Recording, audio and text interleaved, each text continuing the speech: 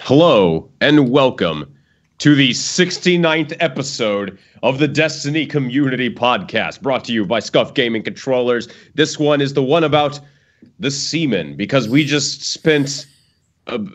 how long did we play Sea of Thieves? You and I played for over 9 hours. You played for a very long time. Essentially, I don't know how you took it, Tefty. Too many hours. The mental fortitude, Tefty, that you exhibited. Let's just say my patience was tested. That's why you avoid I feel like playing with I got DCP one step closer. Because of Patrick. I got one step closer to understanding true parenthood, is what happened.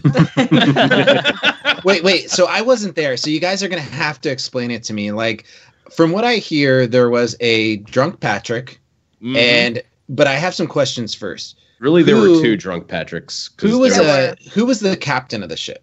Patrick. Definitely was not. Patrick. Definitely was not Patrick. It started No as way Patrick. in hell it was Patrick. So tell me, walk me through it. What happened? What'd you guys do? What'd you guys play? We were I pirates. already said that. Sea of Thieves. Yeah. Well, I wasn't listening to you. Sea of Thieves. Sea of Thieves beta came out yesterday. Yeah. It was a lot of all fun. right.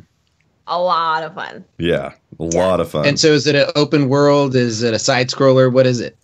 It's a 2D It's an side open scroller, world like a pirate Super Mario simulator. World. Yeah. It's very much filled with. There's basically a gameplay loop where you get a group together, or you can play solo. You get a quest or a treasure map, and then you jump onto your ship. You sail to wherever that treasure map brings you. You dig for pirate treasure, then you try and bring it back to an outpost and get your rewards. Along the way, all sorts of trouble can kind of get in your way. You can sink your boat. You can be attacked by other pirates. Dive from You a can shark. run out of grog. You can run ashore. You can have a drunk Patrick screaming in your ear. Mm-hmm. You can get killed by sharks. Storms. Yes. Storms Storms also happen, pretty yeah. dangerous. You can run off the side of the world. Well, not literally. Yeah, though. for Very this- bloody. That happened. It was Very loud. terrifying. It's super terrifying, Yeah. right? It's pretty scary. Yeah. And this is a good time to welcome our guest. Yes. TrueVanguard, welcome to the show. Oh, thanks for having me, as always. Have you had a chance to play Sea of Thieves? I have. I've sunk a few Wait, hours. TV. Sunk? That's a good play on words. Yeah, I That's played. good. TV, they Yeah, let so- you play it? You know, they did. I thought you were banned from Yeah, playing I Sea of thought you were Thieves. banned from these things because you're Well, the you bad know, boy. yeah, they tried to ban me from the internet, but I made Bad a boy series. I made a series of threats to the right people, Right. and so Not they to be restored taken my lightly, I privileges. You definitely Yeah. So apparently, when they took my threat to the entire human race very seriously. It's took my Twitter down. it's important. It's important to take threats on the internet seriously. And Twitter stepped up and banned your account for They good riddance. For those Toxic. that don't know, why specifically was your account banned? I made a very sarcastic joke. It was admittedly probably in poor taste, but so my wife is in a podcast with Dr. Lupo's wife, King Gathalion's wife, Dr. Broman's wife, Grenadier Jake's wife. Great gals. They're a lot of fun. So when they went live with their podcast, I retweeted it, and I may have said, "Tune in or I'll kill you." Toxic, That's man. some- Obviously Toxic. sarcasm, but somebody Gotta add the thought that- kappa. Gotta add the Somebody kappa. thought that I was actually considering murdering everybody on the planet who decided not to tune into that podcast. Which honestly is probably That's one, just two, three actually people insane. max.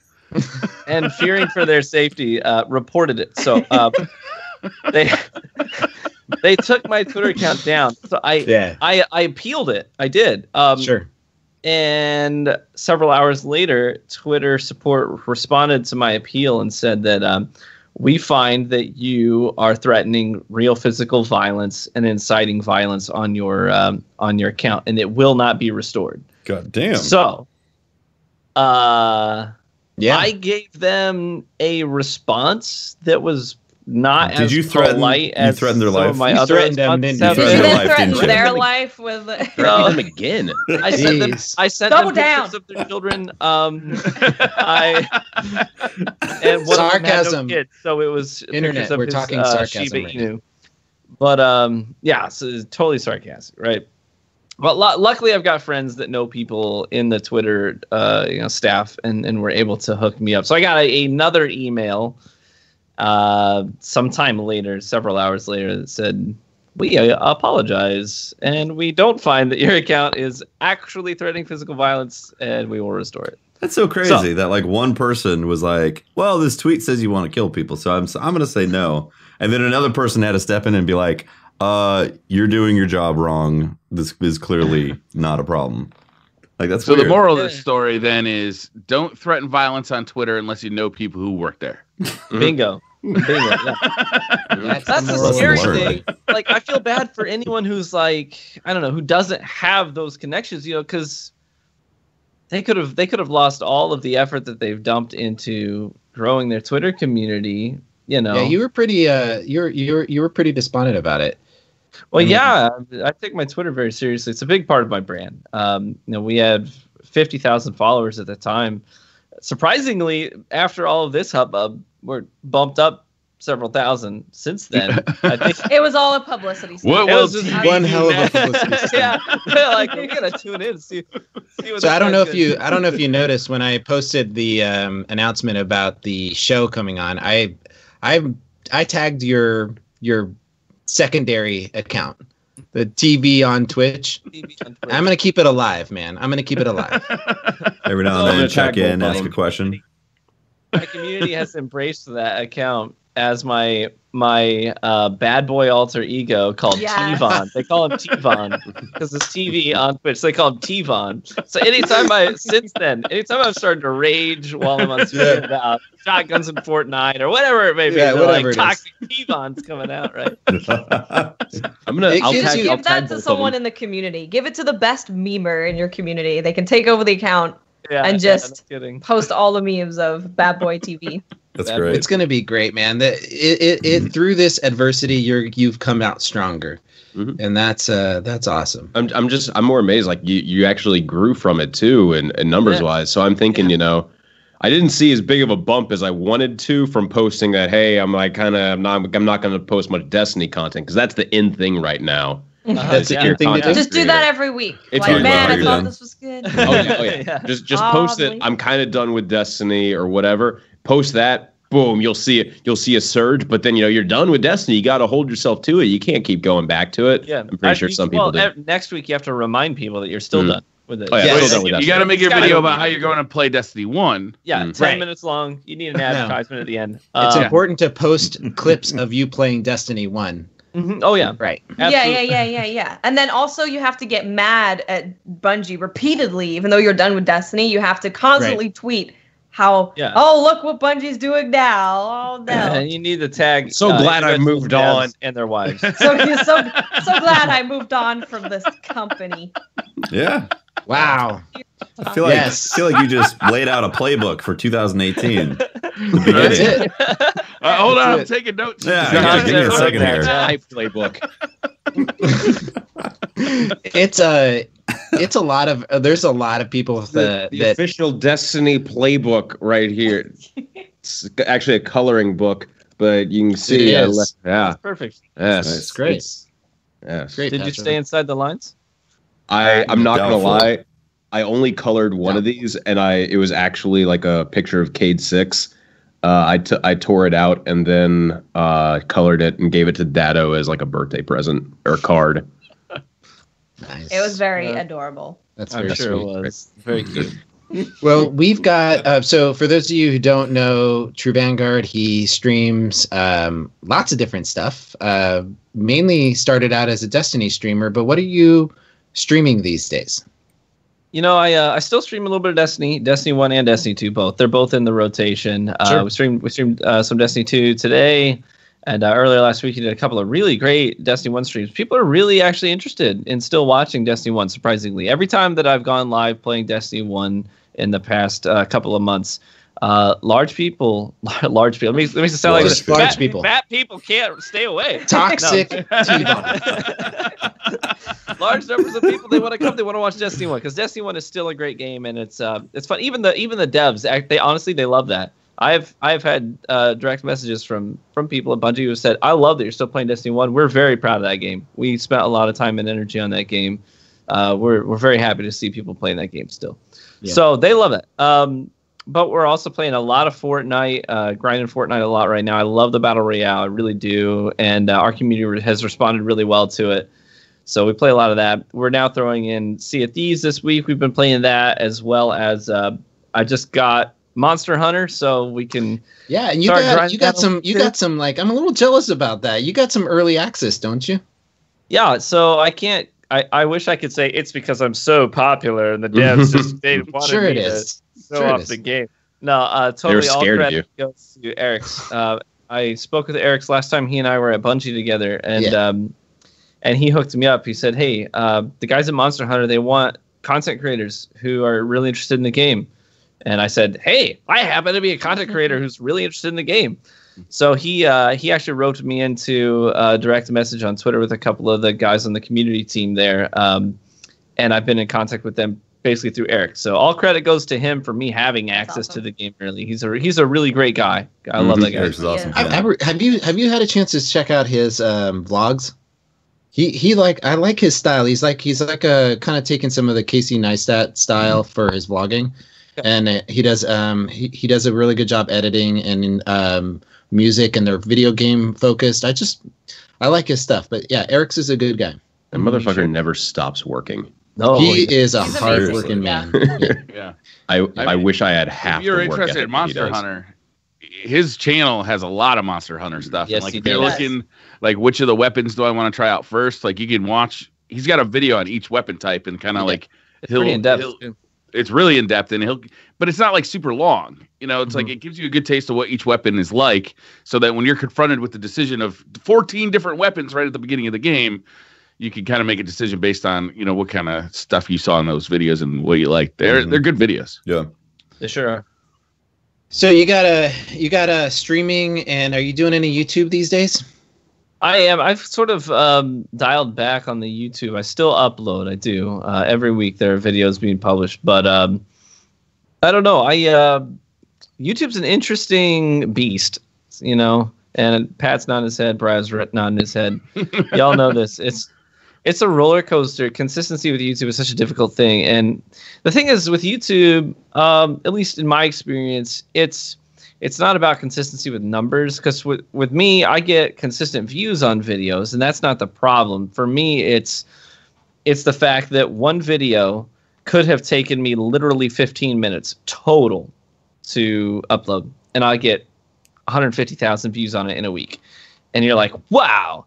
And then there's another video that I put 8 hours into a single video between recording, editing, script writing, recording audio, and all that stuff. And you post it, you're so proud of it, and it gets 20,000 views, and you're like, that kind of sucks. Yeah. and it's demonetized. Exactly. You're like, yeah, you're also you're not gonna make any money on. I hope you know you're not gonna make any money on that, right? So, YouTube's it's an interesting beast, and just because of the roller coaster of not necessarily consistency in viewership, but mostly the consistency in how it makes me feel.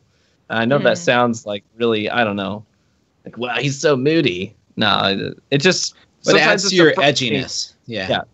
So the thing is, Twitch is so easy. I hit the live button, and people who like me show up, and they tell me nice things about me. So immediate validation. YouTube's the exact opposite. I don't know. It's true. YouTube comments are so much fun to read these days. Yeah, they're great if you want to hate yourself more. Mm-hmm. I've stopped. I will go and I will read the most upvoted comments on the videos later, just because those tend to be pretty harmless. But the ones towards the bottom, okay, yeah. Stick away from those. My personal favorite comments are the ones that call you a Bungie shill and a hater in the same fucking sentence. Like, wait a minute. Wait, that would be impressive, frankly. Yeah, I went through. That's what if I could cater to both sides, that would at the same time. Gold there. That's I went through the same thing actually with YouTube. That's how what I didn't like was the feeling of it's just this a lot more random inconsistency than it is with Twitch. With Twitch, it's a lot easier to judge or gauge how viewership enjoys something. And then with YouTube, it's like you put it out there and you're like, well, we'll see. I guess we can talk about it in a month and see if that's a direction that's worth going, It's weird. Yeah. It doesn't feel as much as a conversation either as once you start doing Twitch a little bit more and you get comfortable with your audience and like you start like having live conversations like live. YouTube comments don't feel like that anymore. At first, it's cool to get the feedback and you're kind of having a conversation in the comments, but it's it's turn-based comments. It's not real time like conversation. So it's a little different. Yep. Yeah. Well, we've got. Thank you very much for coming on. We are happy that you are freed from your Twitter jail and are free to roam the plains with us, normal folk. Danger out there, guys. Just so you know, internet. T-Von's got an ankle bracelet and he has to check in once a week. So hopefully he doesn't, threaten anybody else and get permabanned from the internet. So let's. You guys want to jump into the TWAB this week? Why is it not a THWAB anymore? Oh, it's a TWAB this week. Well, why is it not a THWAB? Well, you weren't here last week for this. Oh no, I wasn't. Oh, when the accord was struck. When the accord was struck, you mate. Patrick and I came to an accord. Yes. Okay. Briar, would you explain the accord? It's called TWAB when it's good, and it's called THWAB when it sucks. Last week it was a THWAB. This week it's a TWAB. I feel like THWAB would be when it's awesome because it's thwobbingly good. No. Okay. THWAB is just incorrect in all senses. Don't throw a wrench in it, Watts. An accord was struck. We have an accord. I have an accordion that we play when we're drunk, preferably in the water. And sober. I can't wait to play that with you guys. Oh, we need to play. Yeah, we need to set up a time to play. It's gonna be great. There will be a rule against how much grog a certain pirate can drink before I play. I don't understand. We need to set up clear pirate rules. There's clear pirate boundaries here. If I'm gonna set sails, I got things I want to do. I got things I want to check off. I don't want to be like lollygagging, like go off overboard half the time, not knowing what the hell's going on because of craziness. I got stuff I'm doing. I only fell off the ship about 4 times from my drunk stumbling. Okay. One of them was the most inopportune time when I took our ship away while you guys were fighting someone. I undocked our ship and started. I was going to try to get us on a flanking maneuver, but then I remembered we had grog down below. Drank all the grog. Was drunk, tried to go back topside, fell off the ship as I was the last person on the ship. Unbelievable. There's no one else on the ship. Unbelievable. To be fair, that does sound like a professional pirate. I mean, he is a pirate. He is a pirate. He's a through and through pirate. We are pirate imposters. Besides Briar. Briar is definitely a pirate. I don't want to hear Briar's normal voice anymore. Only pirate. From now on. Can I get a little bit of the pirate voice, Briar? It's just gotta happen naturally. It has to be organic. You can't force that. All right.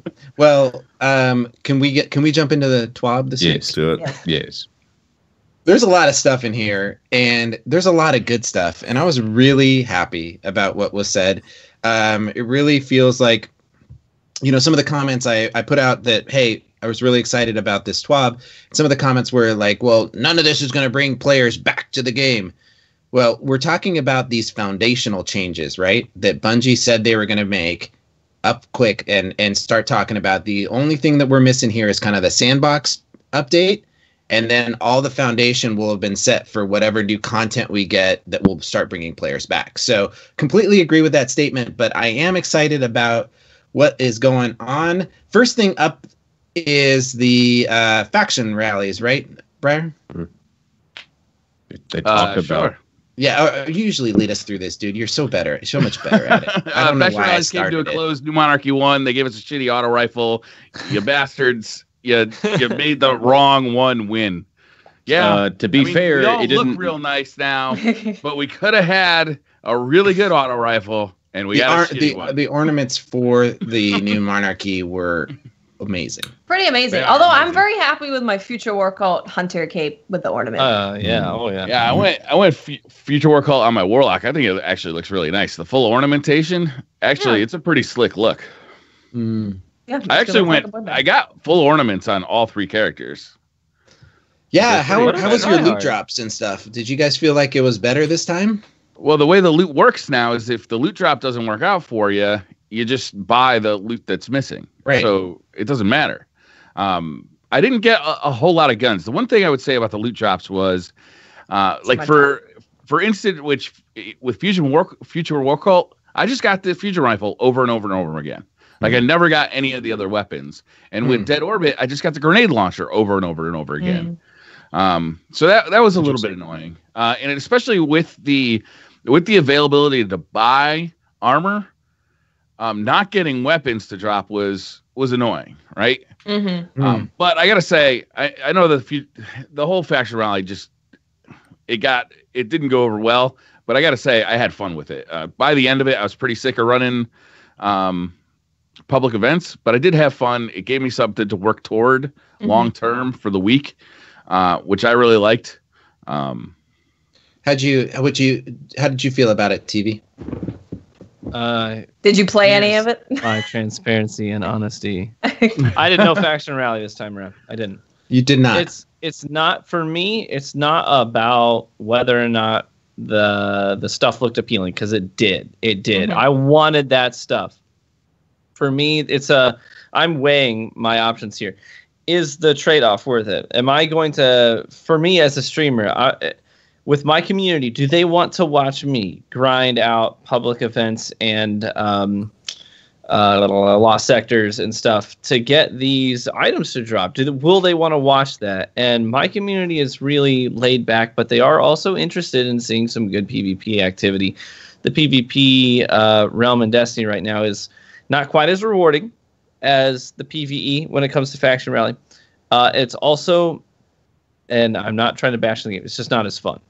So it's not a very diverse experience. Most games look like the last one, which looked like the last one, which looked like the last one. So it gets pretty repetitive pretty quickly. So for me, I made the decision that I was going to bow out of this one this week and focus on grinding out some good Fortnite activities instead. So that's what I did. Okay. How about you, Tefty, Watts, you guys? I played a little bit. I didn't play as much as I usually would when an event came out. I pledged to Future War Cult. I got the ornament for the cape because that's what I really wanted, because it makes the cape actually wearable with other shaders instead of having this giant Future War Cult on it. So yeah, I played it for a good amount, but then I kind of didn't feel like it had much to offer me, because the only thing I didn't have was ornaments, which I wasn't too bothered about at that point because they didn't add any of the new guns to the loot pool. So, yeah, I played, I think I did about 2 days worth of streams on it, and then the rest of the time I was playing other stuff. Okay. So, yeah, I played 2 days worth, but that was also because I was moving. So I couldn't really put in a lot of time this week. That being said, without having new weapons for me to actually go after and experience, ornaments are nice, but they're not a big enough carrot for me to go, oh, I can't wait to go grind some stuff to get some visuals. Like, I know it's going to come around. But you know what I will say? I know this is jumping way ahead. Ornaments for Iron Banner are making me excited. Oh, those are great. They look so good. Absolutely. They do look good. But for the Faction Rally, I knew that another Faction Rally is coming next month. And again, and there'll be new weapons. Exactly. There'll be new weapons with it. Yeah. So like the combination, the fact that I was moving and also it just wasn't really that great of a Faction Rally week to begin with, means I played 2 days worth, essentially. Yeah. So last week for me was kind of an in-between period, right? It's like this week we got to see a Thieves beta. Tomorrow we get Monster Hunter. Like it was a perfect opportunity, I thought, for me, like just schedule wise, to just grind the shit out of some Destiny, because I do still enjoy playing Destiny. I know, like I complain about it a lot, but when I'm in the game and I'm shooting stuff, I do still have fun. And now with Iron Banner coming out next week, I'm really looking forward to that too. I didn't really play Faction Rally that much. I pledged to a faction, then I did the weekly raid to the Dado, and that whatever I got from that is what I put into New Monarchy. I heard people saying, "Oh, we could have gotten a better auto rifle." No, I really don't think any of those auto rifles would have been, the next big thing or amazing. I thought it was interesting, to say the least. It's not like any other auto rifle. I think it's the Future War Cult one that was like a weird archetype. No new archetypes in there. Yeah, you see, really. here's the crux of the problem right now, is that they're offering up a weapon that's going to be a reward for the faction rally, when in reality, it's just another trash can item. It's like if you got this a Hake auto rifle from the gunsmith, it's an immediate delete every single time. So like, I like this concept. I really do. I think it's awesome getting tokens and putting them into the faction to see who's going to win at the end of the week and so on and so forth. But they got to give us weapons that we're going to be interested in.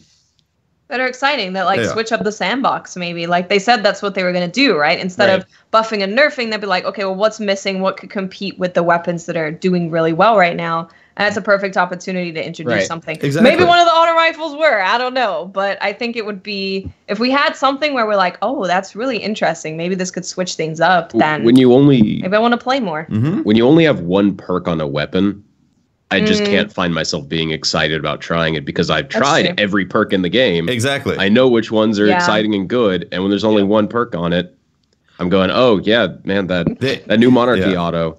It I guess the best because it has like a 6% damage increase at the end of the magazine. That is a damage increase. If they want to make this stuff interesting, they need every single faction weapon that is a reward. It can still be a set of weapons that you just earn that are regular, but if they want a reward weapon to be interesting, it needs to offer something that is not in the sandbox. So a new perk, something special. Yeah, if there is a new perk that only that weapon has, guaranteed people are going to be like, "Oh man, I hope this is the weapon." And it makes you get more behind the faction too, because you'd be like, "Oh man, that perk, that's something we haven't seen. That looks really good. I want to try that out." Maybe people then want to play more to make that faction win, so they can get that gun. Exactly. Well, Bungie responded to a Reddit post where they asked how they could improve the faction rallies or these activities. And yesterday they responded. Cosmo says the team that works on faction rallies wanted you to know they found this feedback very useful, the Reddit thread. And these are the things that echoed with them that they're going to be looking at. They see that we like a clear. We want a clear progression path to gear completion. We want rewards to matter, prestige, utility, representation. You miss the Iron Banner-esque gear theming. So just in the banner colors or the colors of each faction. You want factions fleshed out narratively, requests for quest lines and story. You want to compete against other factions. This is the one that I was really interested. 3v3v3 or 4v4v4 mode requests. That would be amazing. So these are the ones that they're working on. That's an actual faction war then, right? You have a separate playlist and you're actually battling against other factions. That would be That would you like ornaments, progression on ornaments and farming for them. You want stronger visual changes for ornaments. You want to the return of an exotic faction class item. You want uncapped rank or special reward for reaching the cap. And you want more faction related progression bars, clan faction pledge progression and record book. So those are the stuff that they're hearing or echoing from these from the community on the faction wars. Yeah. Does that resonate with you guys? Yes. Yeah. I mean just that's kind of what we wanted, right? Is we want them to just let us know what feedback they have heard from the community. Exactly. Then we're at least aware that they know about that and we know that they could be working on at least some of that stuff. That's right. Yep. Agreed. I feel like we've seen posts like this though before from Bungie in Destiny 1, and it never really announced much of anything. Yeah, I want that 4v4v4 or 3v3v3. Totally. And the thing is, it could totally bomb. That could totally bomb. But I'm just so ready to see them take a risk. I'm ready to see it. Do something crazy, just go for something. I think I felt like Destiny 1, we took so many big risks with some of the things that they threw into the sandbox that just sometimes it was just unbelievably broken and it just wrecked PvP for a while. But it had character. It created a sort of season, that just sort of shook things up for a while. And I'm ready to see him do stuff like that. Whether it, takes off and is an amazing change, or if it flops, at least I'm ready to see him take some big risks. Yeah, agreed. It'd be nice to also make people commit to a faction and make it account based instead of character based. Yeah, in my opinion. can't believe makes it that's not a meaningful. thing. Yeah. It connects us to it, and makes us work towards it. So I understand that, Pope, but if they did that right from the get-go, that would be unbelievably boring because there's not enough content within the Faction Rally event itself to warrant. There's not enough. I mean, all you do is run fucking. You're doing what you over already and over do. again. You're doing what you already do. Well, I'm saying if they improved Faction Wars to have the PvP game mode, right, and for players that are like endgame players, have like incentives, like if you wear 3 out of or 4 pieces of armor, 3 pieces of armor, and you go and you do a raid, right, you can get a special reward from that. For those people that are in that, the hardcore player that is in the next faction rally, and they've already done everything from the first one, well, now what can you do with it? So the progression would be that you would be able to take all that armor that you earned, go run end game activity with it, and then it will unlock or get you something, a reward for that. I don't know, something that engages players that have already done all the stuff this year, this faction war.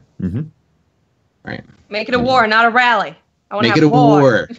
An actual Yes. war. Some really interesting things that came up on Twitter, because I posted this as like, what would you guys do to improve it? And some really interesting ideas of like, say, like you take a public space, and I know we're not ready for this, but if they wanted to take a risk, take a public space, and you know how they have those the focus planets for whatever the flashpoints, but make it for a faction rally, and if you choose to land on that planet, understand that the patrol zones are PvP-esque. Oh my where God. people against they would do that since people against other people on other factions would show up as a red bar, and you could take their loot, right? If you kill them, whatever they collected as tokens doing patrols on that planet, you could take it. I mean, love that's their- Bungie to go more down that road, right? Like just more down that road of like, I think Bungie excels more, the more MMO, the more RPG, the more stuff they go that way. They do. As an action game, it's cool, whatever. But the more stuff that you have is what makes it really exciting. So imagine having PvEVP, where you're just running around, killing monsters. Then you see, oh, there's some dudes over there from New Monarchy in your future war cult. And you chase after them to go take their loot. That would be so exciting. that would be fun. Nothing would really make me happier than to rid the cosmos of dead orbit, emo Here. Kick them into junkies. space. Yeah, but They That's wanna that's go. the most Let's intelligent pick 'em. thing I've heard all day. love it. Well, anyway, they talked about the future war cult winning, and they're going to, obviously we're going to have another event. Do we have a date for the next event or no? The Faction Crimson Rally. Days, it was going to be the second week of February, I believe. I think it was the 8th, wasn't it? Something like that. Okay. So it'll be right after Iron Banner. I think so. They actually said yeah, that. that would be right after Iron Banner. Yeah. All right. So next thing up is what? Lord Iron Salad Banner. Bar? Iron Banner coming up. Iron Banner. Coming So- up on Tuesday, February 6th. The game type will be control. There will No, be 3. it begins Tuesday, January 30th. I'm sorry, in- my bad. in- Tuesday, in January the 6th sixth. ends. It's Tuesday, control. February 6th. It is control. It's control. Control. I get There to are play so the many mode people- I actually like. There were so many people worried it was going to be Supremacy. Supremacy. Supremacy. It's Supremacy. gonna be That's yeah, you know the one. What's a, There's some new weapons. They have new pictures of a new hand cannon, a new scout rifle, a new shotgun, a new sparrow, a new ghost, and a new emblem. They also said there will be a new ship, but they didn't want to show it to us. They've reworked the reward system to be a lot more like the future or the faction rally, where you get tokens, you turn them into Lord Saladin, but you can also buy specific pieces of armor. There are also armor ornaments now. The armor ornaments look sick. They kind of stick with the samurai theme of the armor itself, but kind of amp it up a notch, in my opinion. They look really, That really hunter good. Cape. Oh, with the thing on top of the head. Yeah. Looks yeah. fancy. Dude, Yeah, they, that they looked really all cool. look. They All really look good. amazing. I know. Yep. I know. Hunters haven't had that many good capes. Okay, it makes me excited. That's a good cape. That looks like a D1 cape, is what it does. Yeah, like a Rise of Iron style thing. Guys, yeah. Mhm. The detail It's really nice on all the boots. You see the engraving. And so if you're listening to this on audio portion of this, it's definitely a samurai or themed event. The armor just looks like it has a strong presence, right? You're going to be able to see it from a distance, right? You're going to be able to recognize it. I like it. I like it. Yeah, a lot of chrome, a lot of like dark colors, dark shades on it. Yeah, it looks really good. Yeah, and so, sorry, go ahead. No, I was just gonna say that I'm actually genuinely looking forward to playing this Iron Banner. When last time it was Control, I had such a good time, and I was like, wow, I can actually sit and enjoy PvP for like a really long time because it's my favorite mode. And having those ornaments look really good. We're getting some new weapons. We don't know the archetypes or like what they are, so that's exciting. So I'm actually looking forward to playing some D2. I'm looking forward to seeing how you earn the armor ornaments too. With the faction rally, you had to do specific tasks and complete certain milestones to unlock those ornaments. And I'm wondering if those will kind of be a throwback to the early days of Iron Banner, where you had to go like on a 10 kill streak to unlock this ornament, or a three win streak to unlock this one. Like that'd be a lot of fun. I dig it. Well, I think some of the devils in the details of here, what they're talking about Iron Banner coming up. One of the things that we've asked for is the way that we get engrams and loot. And I know we talked about it being similar to the faction rally, but there's a piece in here that talks about something that I really liked. They're talking about how you start off by there's no limit, first of all, to how many engrams you can acquire. There wasn't in the past with the last Iron Banner, in the past. But it's nice that they're not allowing us to be confused about it. And being the reward system was pretty hard to get those tokens last time. So it's just nice to have hard that to detail. get tokens. It was hard to get gear out of the tokens. Right. It just wasn't dropping. Right. Yeah. Well, it was because a win was 5 and a loss was 2. So you had to win 4 games minimum just to get 1 engram. It's true. That was a lot. It was a grind. Yeah. So you'll be able to. We've added the ability to obtain armor and 3 different weapons from Saladin during each event. Here's what he'll have to offer. So he's going to offer a hand cannon, a scout rifle, and a shotgun. Looks like. Mm-hmm. I believe it's a shotgun. Yep. Right. Slug shotty. And you can earn rewards by completing challenges, and doing completing various objectives for Lord Saladin. So I'm excited for that. I hope it's like you're saying, Briar, that's in game activities like the first from D1 where we. Yeah, that'd be cool. Because there's challenges, like when you load in, there's the list of challenges there. Mm-hmm. And I hope it's not just like complete 3 of those to unlock the legs, and then the next day complete 6 to unlock the shoulders or the arms.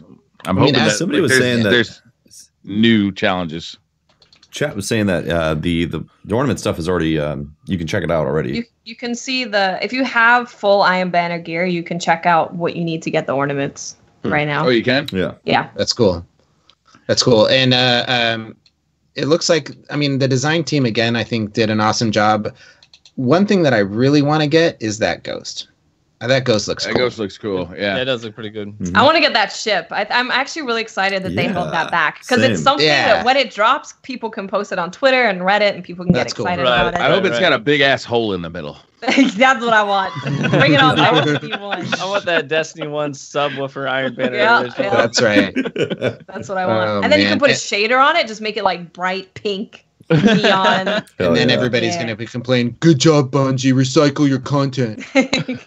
If that ship doesn't have a hole in the middle, I'll be disappointed. I'm not going to lie. I can guarantee they're going to complain anyway because it's probably a ship model that we already have, just with a different what we do. Skin well, thing it's on it. Destiny 2, so everybody's going to complain no matter what. All right. Well, we did get a new design for the festival, or no, for the last event before the faction. Dawning. We did get a new archetype there. Yeah. Mm-hmm. So, Masterworks Armor. You guys want to move on to Masterworks Armor? They kind of revealed a lot more about that.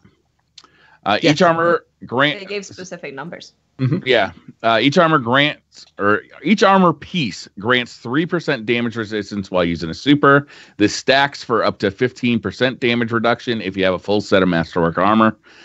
Masterwork armor can be reworked to a different stat package: heavy, light, or restorative for 1 Masterwork core and 10 legendary shards. That's cool. So the rerolls, that's the best part, honestly. Yeah, the rerolls are actually going to change the archetype of the armor. So it'll still fit with. It won't be better than any other armor you have. It's just that you can customize the Masterwork armor. The genre of it, yeah. You can take, like, based on cosmetics, you can make it the type of armor that you want. You can take a mobility set and convert it to a recovery set now.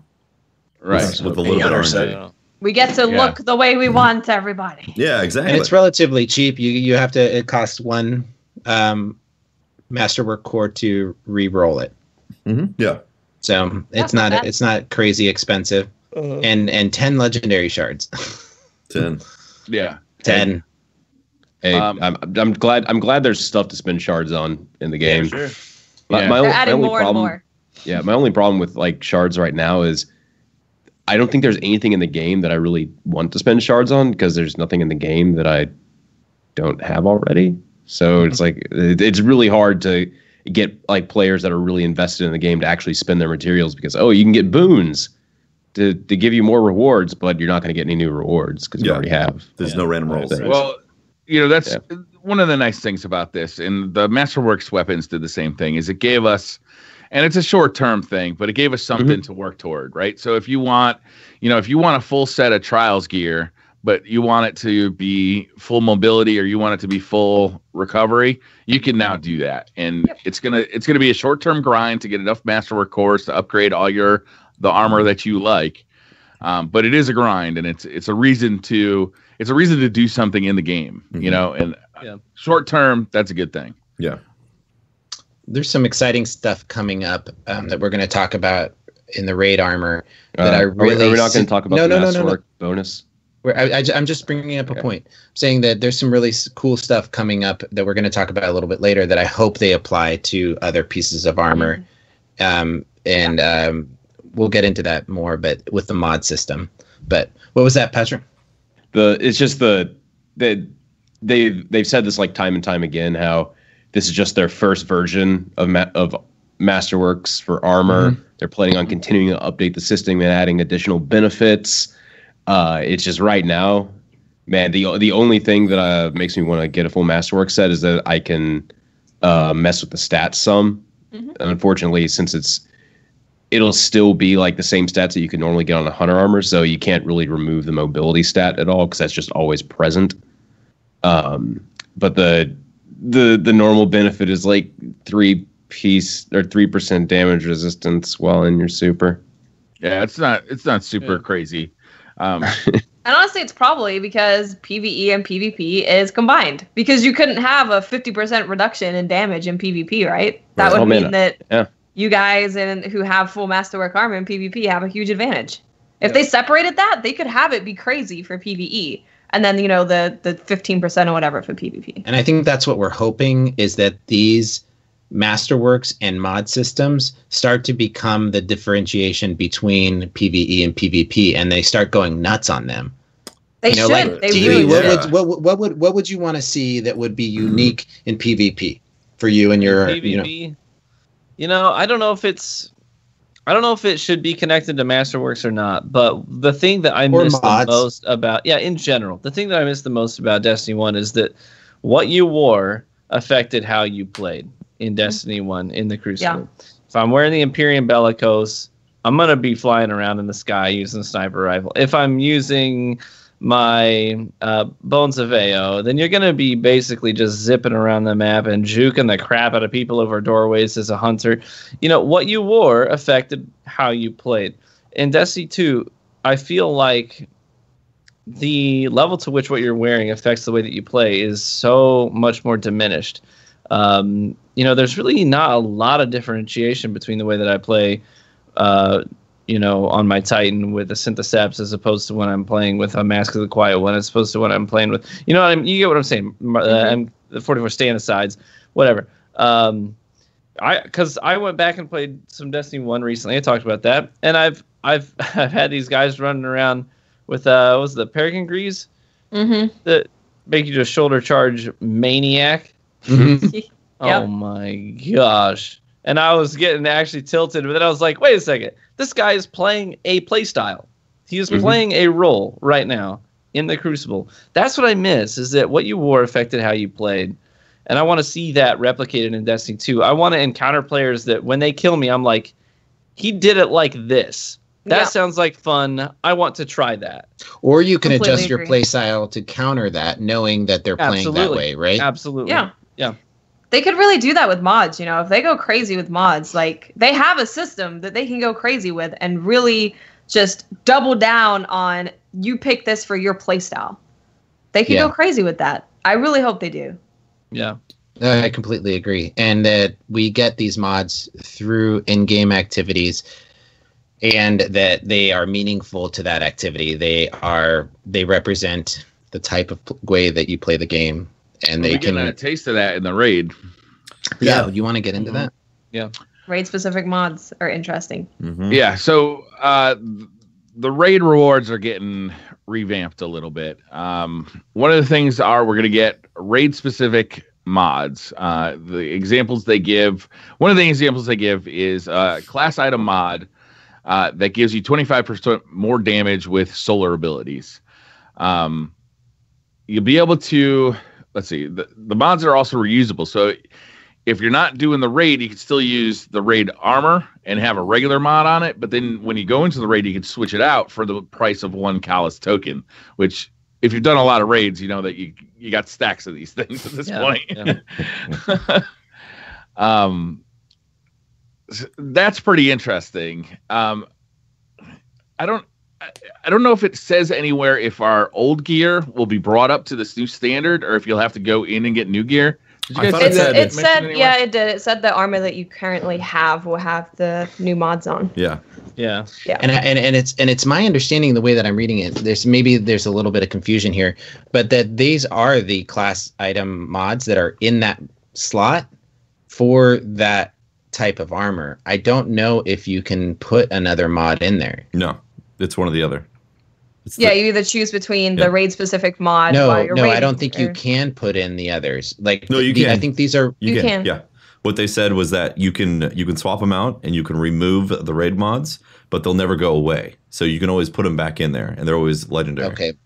All right, and they're not like mods that would be deleted when you get rid of them. Right. They kind of hang out below. Yeah. It looks like they hang out below kind of your. But they cost money. They cost a token. Yeah, cost a token to apply. It costs you one token to apply it. One raid token. Oh man! So if you change out that mod, it's gonna cost you some.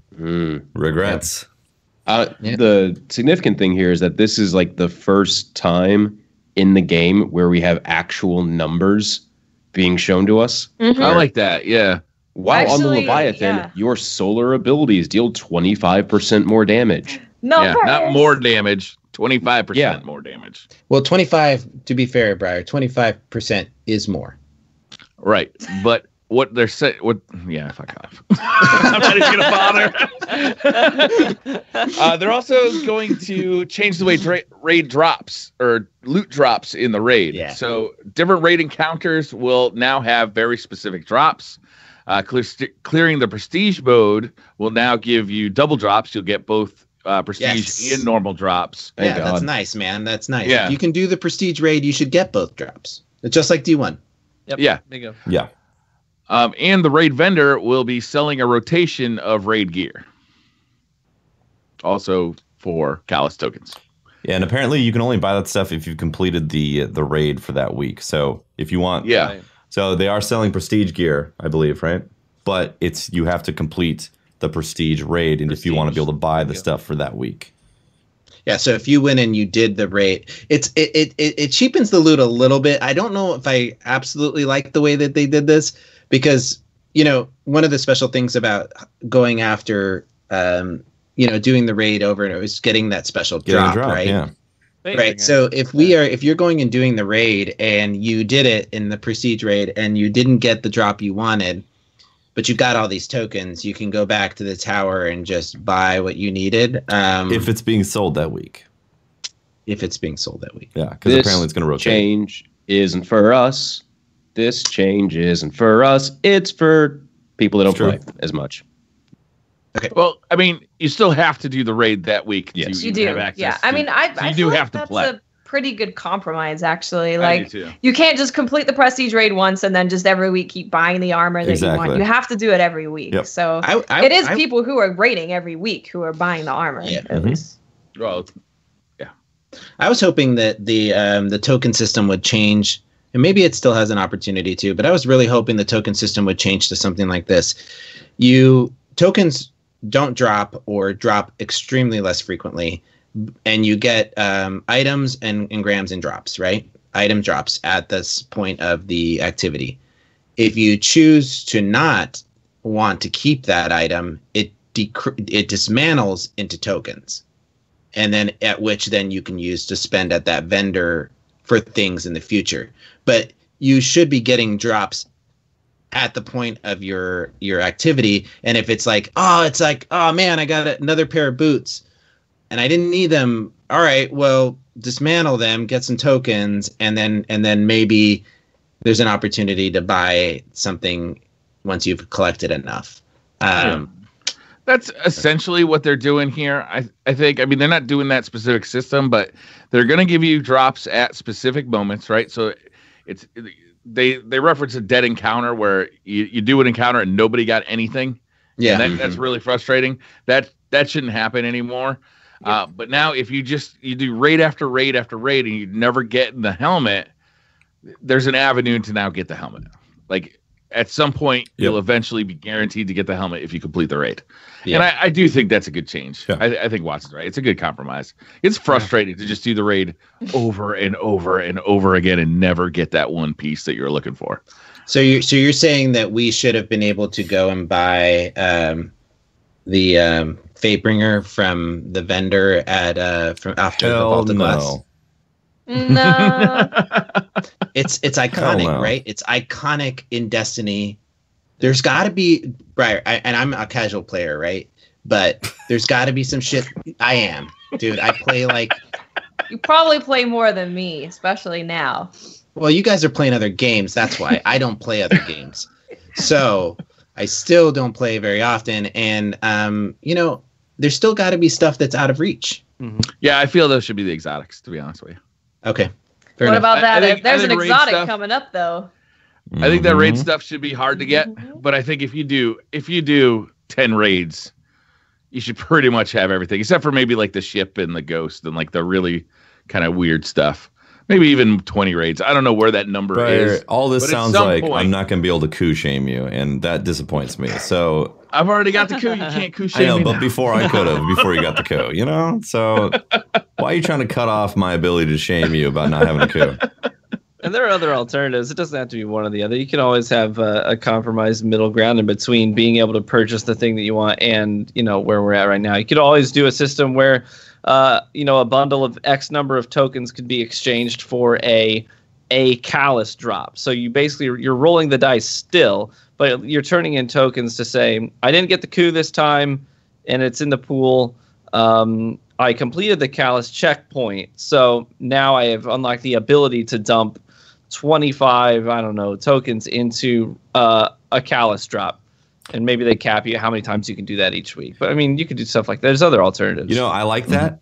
If it was in the end, like when you get your rewards from Callus. At the end of the raid? Like there was a slot machine type of thing where you put your tokens in because you completed the raid. Like if you want to spend, if you want to spend those tokens, you got to get to the end, and then you get to the machine after killing Callus, and then you put them in there, and you see what you get. Yeah, that'd be awesome. Because going to Benedict is boring as hell. But if it was at the end of the raid when you just got done killing the boss, that'd be amazing. Everybody spend your tokens. And that kind of does fit like the whole theme there. I don't know. You could totally make like a Vegas-y feeling room too. I don't know. Because it's all like over the top gold and ornate. You find the Vegas Caesar's room Palace. In the underbelly? Right. Yeah, Caesar's Palace sort of thing. That'd be amazing. Cool. Yeah, wouldn't it? Can I get you guys a response on one part of the TWAB there? It's right when he's talking about the raid drops. It said the goal for these perks was to elevate the power of Guardians in the raid, and we aimed to build things that were useful in every encounter. As a result, we avoided things that relied on specific mechanics to be useful and moved to broadly useful perks like recharge your grenade when you activate your super and deal 20% damage after getting a melee, as opposed to things tied to specific mechanics. I kind of like the old perks that you ran faster when you were carrying the relic. Like that kind of stuff was fun when you getting extra ammo or getting extra heavy ammo when you're killing Fallen. I thought that was fun. There were very specific perks that were only good for the raid, but it was raid armor, so that's why you were there. And it's only happening in the Leviathan. I kind of wish that they would have done both, because the idea of getting an extra 25% on my Nighthawk shot is exciting. Not gonna lie, it is exciting. Definitely excited about that. But I would have liked to have, twice the fire rate when in the suck room shooting skulls. How about some sticky shoes when I'm in the suck room? Magnet boots. Time out. You guys, your call out is you call that the suck room. Absolutely. Yes. I always call it And suck. I'm the bad boy. I'm the bad boy. I call that team suck every time. I'm like, who's on team suck? Yeah, it was that That's team right. suck. So what's interesting here to me is that these mods could have been an opportunity to provide some RNG or some interesting combinations. So when you bring up the mod for solar, while in the Leviathan your solar abilities deal 25% damage, why does it have to stop there? Why couldn't it also be a list of things that it's also randomly generated 3 things that 25% damage while using solar, extra speed when carrying the how the Ghost Shell perks are done, basically. Right, but like Briar was saying, extra speed when carrying the skulls in the raid lair. Different perks that randomize on the roll of the drop of the mod. So there isn't just 3. There isn't a solar, a arc, and a void. But if they had added 2 or 3 different versions of each, now we're looking at exciting ability to look at and say, oh well, I guess I'm just looking for more options, man. And I love that they're doing this, but it's back to the safe steps, the safe steps, and I want not so safe steps right here. I want something to accidentally break something and be like, yes, let's go play this broken piece. I will say that I think a big reason why they made more, overall perks instead of very specific ones is you can use it in the raid and the raid lair. True. So that's true. When I feel like it would be really cool to have multiple things that you could select from. So maybe raid lair perks and raid perks, so you can select what you want. And using I get it, yeah. But I think that might be a little bit too much for them to do, at least for right now. So I think because it is the raid lair and the raid, it was let's just make people do 15% more damage or whatever while in the Leviathan. Yeah, That's I'm fair. not going to be mad about 25% more damage on my Celestial Nighthawk or my pulse grenades either. That's going to be good. Yeah, it's gonna help for sure. It's definitely gonna help, especially in the prestige mode. The prestige mode is still hard. Yeah. Now we just need to have a full team of Celestial Nighthawks with the 25% damage increase. A new thing. That's how you win for the LFG. I played the raid lair with the WTF Game Nation group, and those guys had a strategy for running the raid lair that just blew my mind. They knocked that sucker down in they could have done it in 1 damage thing, but they did it in 2 and dragging my ass with them. And so it was impressive. I'm excited to get them on the podcast. They're coming up soon. But they told me they had done the raid lair itself over 450 times. Whoa. It's fast to run it. Right, yeah, I know, but that's a lot of community. That's a lot of community fast. people they've helped. Yeah. Yeah. That is Can a they lot help of community. me? Yeah, They raid with me every week? absolutely. Well, it's just log on Tuesday. We'll get you in the runs with Dado. Yeah, I would love that. That would be great. So just log on Tuesday. All right. Well, anyway, I'm just hoping. I was just hoping for them to be more to the. I understand the generalness of that, but let's let's make some variation in there, and so that when you go in to look at it, it's excitement to see which one you got. You know what I mean? Yeah. I mean, this is new, and I want to check it out like for in person before I say I don't like it or that I want something different. Yeah. Sure. I know what 25% more damage looks like, Briar. I hear you. But you're gonna have 5 pieces, and they're all gonna be kind of contributing to a more powerful guardian. And what I do think is kind of cool is that you can, depending on the encounter, if you want to change your subclass, you can also switch the armor's, elemental alignment, which is kind of neat. Yeah. You just have to spend whatever it is. So, Briar, seriously, I've got so many Callus tokens. You can have a void set of armor for your, and an arc set of armor, and because I got all this vault space, all this vault waiting to be used up. To just use it, because or you could spend tokens to change them every time. They're also doing an exotic raid ghost, so this is the first time you'll be able to earn an exotic ghost in game. Is that right? Yes. Nope. No. What was the other time? Sagara Shell. Sagara. Oh, right. You're right. Yeah. It's called the Contender Shell. They say they compare it to the Nano Phoenix in rareness. It's not going to be quite the rarity of the Nano Phoenix from Destiny 1, but it's going to be pretty rare. And it's going to have the benefits. Let's see. First, Seeker of Brilliance will enable the chance for encounters to drop bright engrams from their loot pools. Every time one doesn't drop a bright engram, we increase the chance for the next. Also, Seeker of Opulence means those exotics have a 50% chance to pull from a list of exotics that you haven't collected. And what's the last one? Seeker of Glory, which provides a tracker for the number of encounters you have defeated on the Leviathan. Nice. That's pretty Imagine if these were in the Eververse store. Oh, please. Can we not? Can we not? How about not? How about no? It's possible this might have been pulled from a future Eververse store thing.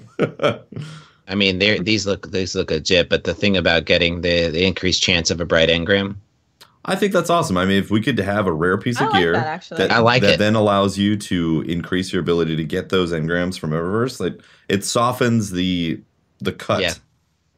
Yeah. I like this change. I'm just, if you want to run a lot of raids, you could get more bright engrams because of that. Yeah. I really hope they add more exotic ghosts to other stuff. Like, imagine having an exotic Trials of the Nine ghost. Mm-hmm. We can't have exotics dedicated to PvP. I'm sorry. Yes, you can. I'm sorry. It's fine.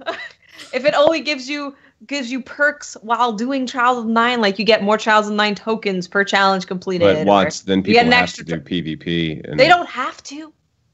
Yeah, but they want the stuff. They can go use their Nightfall exotic ghost in the Nightfall. Everyone will have an exotic ghost. That's what I want. I want everyone to have an exotic ghost. Well, you too can have an exotic ghost. Just go to the Eververse. We're moving away from that, and I'm excited that this information does not say Eververse on it at all. Did you notice that? There is nothing in this TWAB about the Eververse. Control F Eververse. Not actually there. Wow. Eververse. That's what I'm saying, man. A downer when you bring that up, so I bet the TWAB is kind of moving away from the Eververse for a while. That's why this is a TWAB. Anytime the TWAB mentions Eververse, I'm going to call I'm going to call it a TWAB. Just there. Yep. I'm going to do it. It mentions that it's going away and that Tess Eververse is getting thrown off the tower. Yes. It's going to be a playable event. It's going to be playable. You're going to get to choose how to throw her off. I'd settle for her just weekly adventure. You'll be able to do it on all 3 characters weekly. I'd settle for her just being relocated to the farm because no one goes there anyway. That's true. Yeah, she goes on a vacation. Captain Patty tries to pull his ship in drunk, and he overshoots the landing and just right into the Eververse tent. That's the lore. That's permanently the lore of Destiny 2. She's on the ornament on the front of Captain Patty's ship. Did we skip over this one point? Raid encounters always drop a raid piece. Oh, we did skip this. Yeah. Mm-hmm. That is how many times have you gone to a finish an encounter and just been like, wah, wah, wah. I get 3 tokens and 500 glimmer. That's ass. Also the chance of getting an exotic as well. Dude, that's dope. That's really and nice. not an exotic engram. Yeah, an actual exotic that drops. Yep. Yeah. That's what I want. I want that again in every thing that we play because it's so much more exciting to see that thing drop. Do you remember playing PvP right at the beginning of D1 and you saw that Galahorn, like this person got Galahorn, you're like, that son of a bitch. They had a 0.2 KD and got a Galahorn? It's always the guy at the bottom. It's always the one at the bottom. I want to see that. That makes it's just so much more exciting. For most of us, I think it doesn't really matter. Everybody's got all the exotics already. When that new content comes out, we're gonna have more. I don't have all the exotics. Yeah. What are you missing, Pope? I'm missing stuff. Are you playing devil's advocate right now? No, I'm not. I think you probably have all the stuff. No. I mean, I don't get a chance to play as often, and I haven't touched my hunter in a while. But more to the point, I don't fucking know. It would be really great to have like a kiosk or a book or something that I can look and see all the pieces that there are, so that I can go collect them. But there is a website. I think that the exotics should be mysterious. We shouldn't know about them before the content comes out. They're the first time we learn about them should be when people start getting them, and they should be rare. They should be very rare because they're exotic. They should do it just like they did in D1, where it shows a little engram. Yes. Yeah, you couldn't see what it was. So you're missing one, but you don't know what it is. Exactly. Yeah, Briar. You're like, ooh, I need it. There's another scout. Yeah. I disagree. I would like it to be a complete mystery. Yeah. I think it'd be more fun that way. Yeah. Just like, doing Sea of Thieves with Patrick. Are you going to make it to land or are you not? Are you going to get eaten by a shark? Oh, we'll make it to land. I hit that sumbitch every single time with the ship. I'm not asking for engrams to be obnoxiously drunk. I'm asking for them to be a mystery. Well, unfortunately... Patrick's mysterious when he's dancing in the brig. Look, unfortunately, I don't think we're ever going to see exotics return to that. It seems like they just kind of like a huge design shift in how they want to approach exotics. They want them to be up for grabs right now, Patty.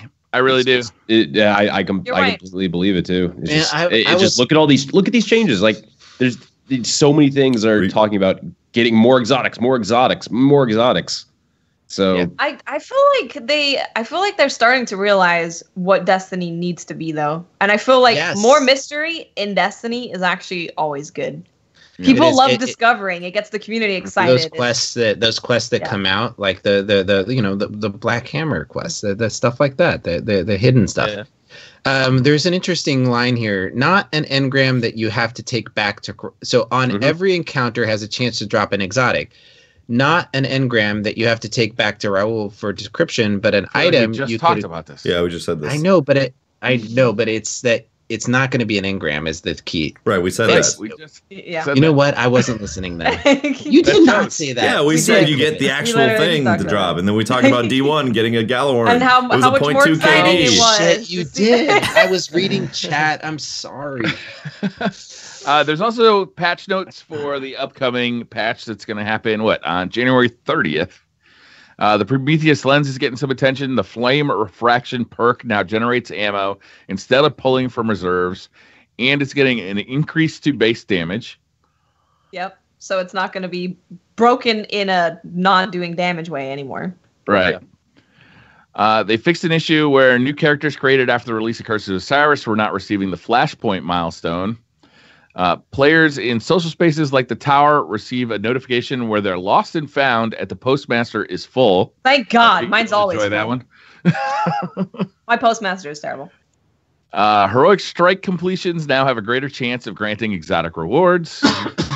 Mercury challenges are now available during adventures. Fixed an issue where Curse of Osiris strikes were not properly granting clan engrams when featured as a Nightfall activity. Fixed an issue where challenges were not appearing within quick play, and increased the dismantle timer for Masterwork cores.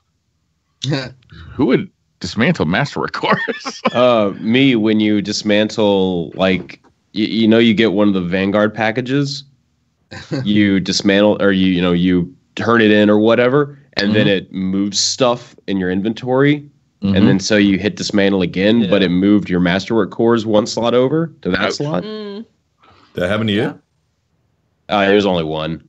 Well, now you'll have more time to realize, oh, fuck, wait, no. Oh, God, I should be reading chat, Jesus. They're also taking a look at shaders. The way they stack, how they're kind of stored. There's actually quite a bit in here about shaders. There is, yeah. They kind of explain. Yeah, they kind of explain why we can't dismantle them as a batch.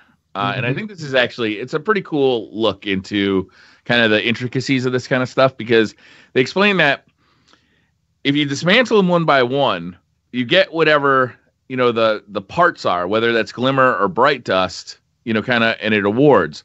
But if you were to dismantle 100 of them or more, then all of a sudden you might lose those rewards because whatever you're dismantling to is full. So it's plus it talks about that they're from different places. Yeah, they all go. Yeah, there could be glimmer, there could be bright dust, there could be. So they shot them. They're kind of dealing with the problem of that the shaders weren't coming from specific activities, like weren't specific places.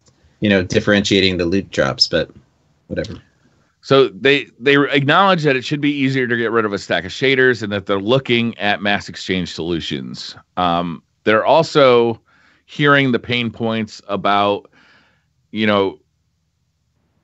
the fact that they are applied to individual pieces of armor and to individual weapons. Not every Guardian likes to have 20 of these things to apply to individual things. So they're looking at rearranging the way shaders work so that you could possibly have a shader collection again, like we did in Destiny 1. It's interesting how open the dialogue is on that, and saying like maybe we're talking about reverting it essentially, not costing anything to apply the collection. I was like, wow, so many things feel like they're just they're up in the air right now. I mean, we can re-roll armor now next week. Yeah. Yep. I mean, limited, but still. I hope that they do rearrange the way shaders work. I hope that they don't get rid of our opportunity to individually apply them to certain pieces of gear, though. I do like that. I like being able to individually apply a different color to my arms and to my legs. Oh, absolutely. I think that's cool. Oh, yeah. Yeah. For sure. But it'd be nice if they could find a way where you find a shader and it's yours forever, and then you can apply it to whatever you want from then on. I just appreciate that this entire thing, they're like in this entire TWAB, they are talking to us like, adults. Completely agree. It's not patronizing like it has sometimes in the past. It's just like, hey, look, this is the problem that we're dealing with. This is why. The tone this of is how. it's this great. is what. Mm-hmm. It's this, like, even if I don't like what I am reading, I like how they are putting it forward like this. I want them to keep doing this, where there's details, there's specifics, they're explaining why stuff isn't so easy to fix or change. I want to know that stuff. Yeah. I want to know the details. And everyone who reads this kind of thing want to know the details. The guy that's just playing Destiny, who doesn't even know when maintenance is, he doesn't care about details, and he's not reading the TWAB. Yeah. But we do, and we are. So I'm really happy about that. Well, they're listening to us to digest it for them. Mm-hmm. There you go. Yep. Damn right. Damn right. Damn right. So also, part 2 of the comic is coming soon. Sweet. Yeah. Has anybody read it? Mm-hmm. Yeah. Part 1. Yeah. Did you guys like it? Yeah. Yeah. I didn't read it yet. Yeah. I'm interested to read it, but I'm not a huge fan of comics.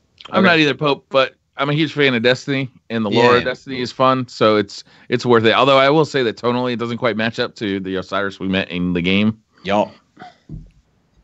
But it was still cool. Although, Watts, I am starting to get into anime. Oh, yeah. Good. So, would you recommend? Did you recommend? I think you recommended Full Metal Alchemist or something as a place to start. Mm-hmm. I'm on like season 3 or something like that. Or perfect. I love that show, man. I watch it with my wife now before we go to bed. I think that is. Does it have subtitles? It's in English. It's in English, and it is creative and fun. So anyway, it's a really good story. Anime it's a special thing where they can tell stories that they can't with just real people. I love how the art changes. Like they're like super serious art style, and then all of a sudden he turns into like this 2D grayscale. He's like, Super whimsical, yeah. Yeah, it's really creative and fun. But Tefty, you would like Fullmetal Alchemist Brotherhood. It's all on Netflix now. They finally got the last season. Yeah, dude, I'm watching it on Netflix, and it is. That's what that's from. That is. Yeah. I'm at the part where there's a panda, and I love the panda. The panda's fun. Xiao Mei. Yeah, it's creative, man. Don't ruin it for me. I'm loving it. Anyway, sorry to die. Can we have an anime podcast next? Yeah, let's talk about it. Door. I'm into it. Yeah. Who's knocking? Someone's knocking at your door. I'm totally swatting Pat right now. No idea. It's gonna be hilarious. This is gonna be fun. Oh no, T-Von banned again on Twitter. T-Von, man.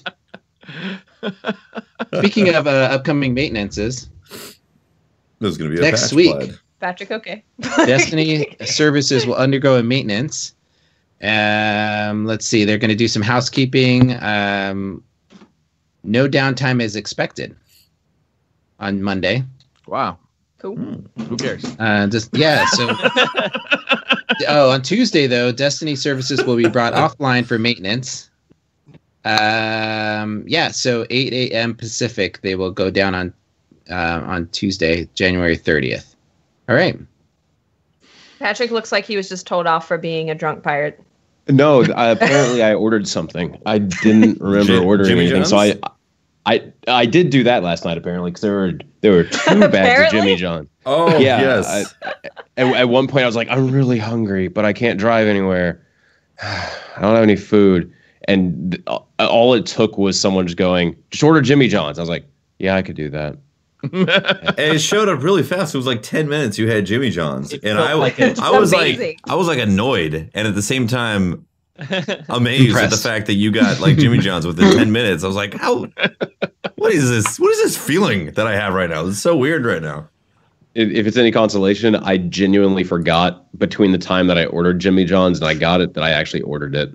So I thought like just wait, didn't I order food like an hour ago? No, it was like 10 minutes. Yeah, it was fast. Oh boy. Anyways, oh my god. So just here's a little PSA. If a player attempts to rework a Masterwork Armor piece immediately after reworking an item, the progress bar will fill, but no action is completed in the game. The armor piece will retain the previously held perk, and no Masterwork cores are lost. Due to this issue, players will be required to attempt this action again when experiencing this issue, but it may like freak you out. That may sound like you did something. So it's not like a really bad bug. It's not taking your stuff and not doing anything. It's just you might think, oh crap, nothing. But it's changed. good to know that like that's what I'm saying. That's why I love this so much. They're letting us know this is what we need. I want to know about bugs before they happen. Like just give us the heads up. And that bug already exists on shaders. Sometimes it does, yeah. It does. Apply, and you're like, it's basically everything in the game. If you move the reticle ever so slightly, like 1 pixel while you're doing it, it'll cancel the action. Wow. You guys want to do some Twitter questions? Yeah, we can do that. All right. First one is from Jeff Para. He says, "What's it like being released from Twitter jail? Do you have a new outlook on life?" I do. Are you reformed? Well, I came out with a bit of a dilemma where I just don't. I'm searching for answers because dishing out threats got me there in the first place, but dishing out more threats got me out. So I'm like, is it okay or is it not okay? It got me what I wanted. It's who you threaten. And I came out with more followers, so it felt like a win-win. The right people in the right way. All of a sudden, you realize why Logan Paul is successful. Good point. I don't know. Are we allowed to talk about other people in here? Oh, sweet. We talk about you while you're behind your back all the time. Yeah, man. We know you don't watch this shit. We know it. We hit something in the last show. What was it? It was, and we said, TV, if you watch this, you'll know. No, you don't know. I know that didn't happen because I watched the show. Cryptic Dragon says, what are your favorite games at the moment? Is this for everybody? Yeah. You started off. Favorite games at the moment would be I'm really, really digging Fortnite. Surprisingly, I'm still actually playing 2 other games that are actually kind of old. I'm playing Left 4 Dead, mainly 2, with my wife and friends. We kind of got back into that. We're playing that almost every week now that we're investing time in that because it's just fun. There's a new version. It's not made by the same guys who made Left 4 Dead, but it's like a new game like that called Warhammer. I want to say it's like Vindicta or something like that. Okay. But it's coming out soon. I just read an article in PC Gamer about it. It looks like it's like dead on for Left 4 Dead, except it's set in like kind of the Warhammer universe. Okay. That sounds cool. Honestly, It does sound cool. That. Yeah. That sounds entertaining. So that, and I've actually been recently offline. I don't have a lot of time to play offline, but when I do lately, I've been playing some Skyrim. Started another playthrough. I really love doing like complete role play stuff in games like that, where I'm like, this time I am specifically a mage. I will not wear any armor. I will not do. You know what I mean? Yeah. It's just a lot of fun. Do you play on PC or console for Skyrim? Currently, I'm playing on PS4. PS4. Okay. Mm-hmm. Anybody else? Games playing Destiny 2. Stupid amounts of, or just Fortnite. I'm enjoying Fortnite a lot. Yeah. And those are 2. The only game really that I've played consistently for a long time is Destiny in the past, recent times. So for me, it's not really like a specific game, but just things that I've recently played. And I took a trip back towards Borderlands, a pre-sequel, because I only played it once when it first came out, and it didn't grab me. I was like, but there was always the Claptastic Voyage DLC that Gearbox made, and that was Claptrap's DLC for that game, and that I heard was great, but you had to go through the pre-sequel to get to it. So I decided to do another playthrough of that. It's been 4 years, essentially. 4 years since that game came out, and it was a lot of fun. It was a lot of, Dude, Borderlands. It's a bummer that I got so much negativity, and I can see why. The problems that they had are very reminiscent of D2, and that a lot of the content was reskinned and reused assets, and it was marketed as a new game that was going to be like the next Borderlands. But instead, it should have been marketed as a standalone expansion that was a standalone expansion for BL2 that was new characters and anything that wasn't going to copy over, but you'd be like, oh, okay, I recognize all this stuff because it's an expansion. It's a standalone expansion to Borderlands 2. If they approached it that way, I think it would have been received a lot better, and I had a great time playing it, and also the Claptastic Voyage DLC was really great. It was a great piece of content to go through, yeah. And also made me realize that legendaries in Destiny 2 are just garbage. I mean, I got this... I got a cryo sniper that shoots big old ice bullets at people that freezes them and snaps them apart. I'm like, and this is just a regular legendary. Yeah, that's the best thing about Borderlands is they just go for it. There's literally one of my favorite weapons was a shotgun that shot out instead of buckshot. It was little tiny swords. Yes. It was a shotgun that shot swords. Tiny Tina DLC. Dumb. You're like, yeah. It's like, why not? It's so fun. It's like, why would you do that? Why wouldn't I do that? Reasons. Yeah. Exactly. It's so good. For me, it's kind of the same. Like Fortnite, I've been having a blast playing. I play League of Legends pretty much every day. I have done for many years. But yeah, Fortnite, I'm enjoying the hell out of Sea of Thieves. Like I cannot wait for that game to come out. I think the full release of that game, depending on how much customization there is for you to chase, because the actual gameplay loop is I find really fun. Just how much are you going to be able to work towards is my question, will be how much I play it. But I've been having a great time with Sea of Thieves. Yeah. It's such a good stream game. It's just funny. It feels built to be a stream game. It's ridiculous. Yeah.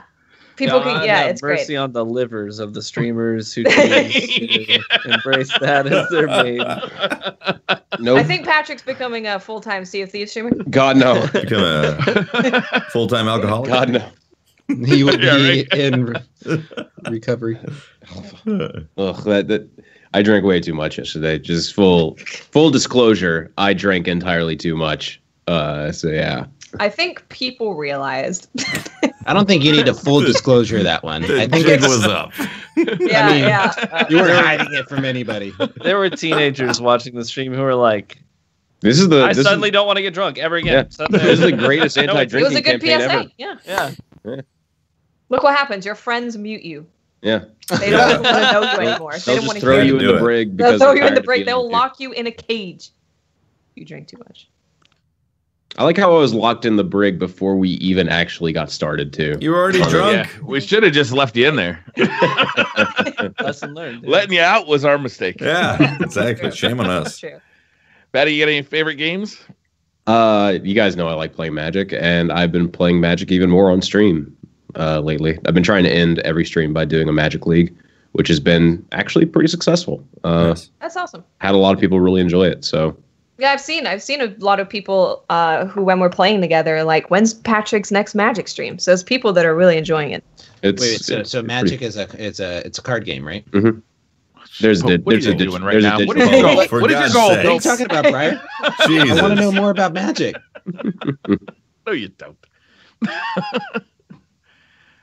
I've been re-addicted to PUBG ever since the 1.0 update. Once the game came out, I got re-addicted to it. But now I actually found a game called Standout on Steam. That's PUBG in VR. And that is fucking crazy. That is absolutely crazy. Remember when PUBG was super alpha? Like, it was just like all sorts of weird shit was happening in that game. This game Standout is like you're walking down the street and like you're getting like a polygon popping like 10 feet in front of your face. Like it's that early in development. That sounds scary. It's a little weird.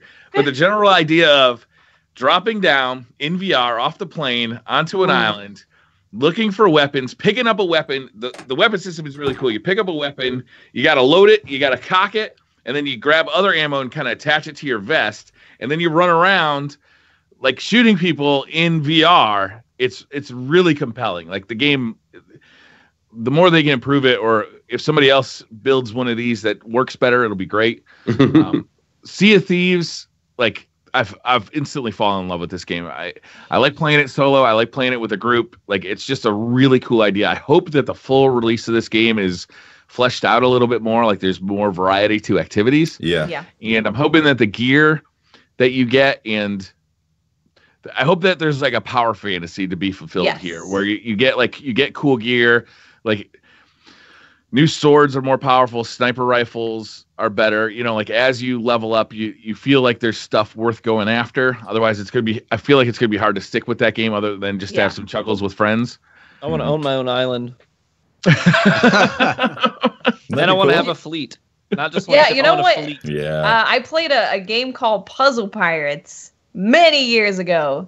And if they just took everything from Puzzle Pirates, put it into Sea of Thieves, but minus the puzzles, it would be awesome, because you could do that. You could own your own island, but what you had to do is have this huge battle against other crews who had alliances and like battle it out to own this island. And then when people would land on the island, it said like your crew name owned it. You could have shops on the island, so you could be a blacksmith or something, or a tailor.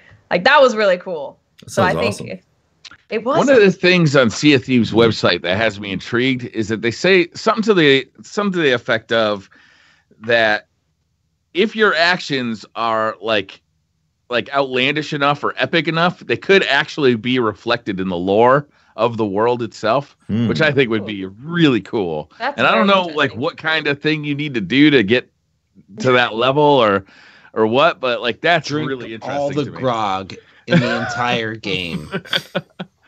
And then there's another game that I've been really enjoying that's really stupid, but it's really fun. It's called Bridge Simulator Portal Edition. Yes. Oh my God, I love this game. It's so stupid. You build bridges in like aperture science laboratories, and you're just trying to get like these guys on forklifts from one side of the map to another, and like the stages get increasingly difficult as you go, and the way people die is really funny, and you know your bridges always look super rink-a-dink and are like falling apart by the time everybody gets through. But it's a really funny game. I've streamed it once now, and it's just a fun game because you get to kind of collaborate on the design of the bridge. Everybody gets to see what an idiot you are in engineering the bridge, and then you get to like kind of enjoy the roller coaster ride at the end when like a convoy of forklifts go through your little maze. It's fun. Forklifts, huh? Roller coaster. Tefty. Yeah. You Planet should play Coaster? this game. Planet Bridges. Planet Bridges. Planet Forklift. Paladin AF says, "Hey peeps, why does the community hate the shader system as consumables and want permanent shaders back? In my opinion, if they were taken from the Saltverse and put in the actual game, it would be a great grind. But looking at Reddit, I seem to be alone in this. Thoughts?" I feel the same way. I don't think I've ever once minded the shader system in D2. Yeah, same. I'm with you. Yeah. Doesn't bother me. There's a couple of things that bother me that are on the periphery of it, like the fact that there's more shaders and there is vault space for them. Oh, well, that's kind annoying, of dumb to me. Also, their connection with the Eververse, I don't like at all. Like, I'd much rather have them earnable in-game. That's it. But really, to me, like, I like being able to put the pieces on, like, different pieces of armor and different weapons. Mm-hmm. And if they could somehow get rid of the pain points, but keep the overall system, I think it'd be good. Yeah. And what they talk about in this TWAB, I think, is they're thinking about that too. It's actually really weird for me to think about D1 and go back and be like, oh yeah, I couldn't actually recolor the Genesis chain. Like that's actually weird to think for now, with how much Destiny 2 I played. Yeah. Mm-hmm.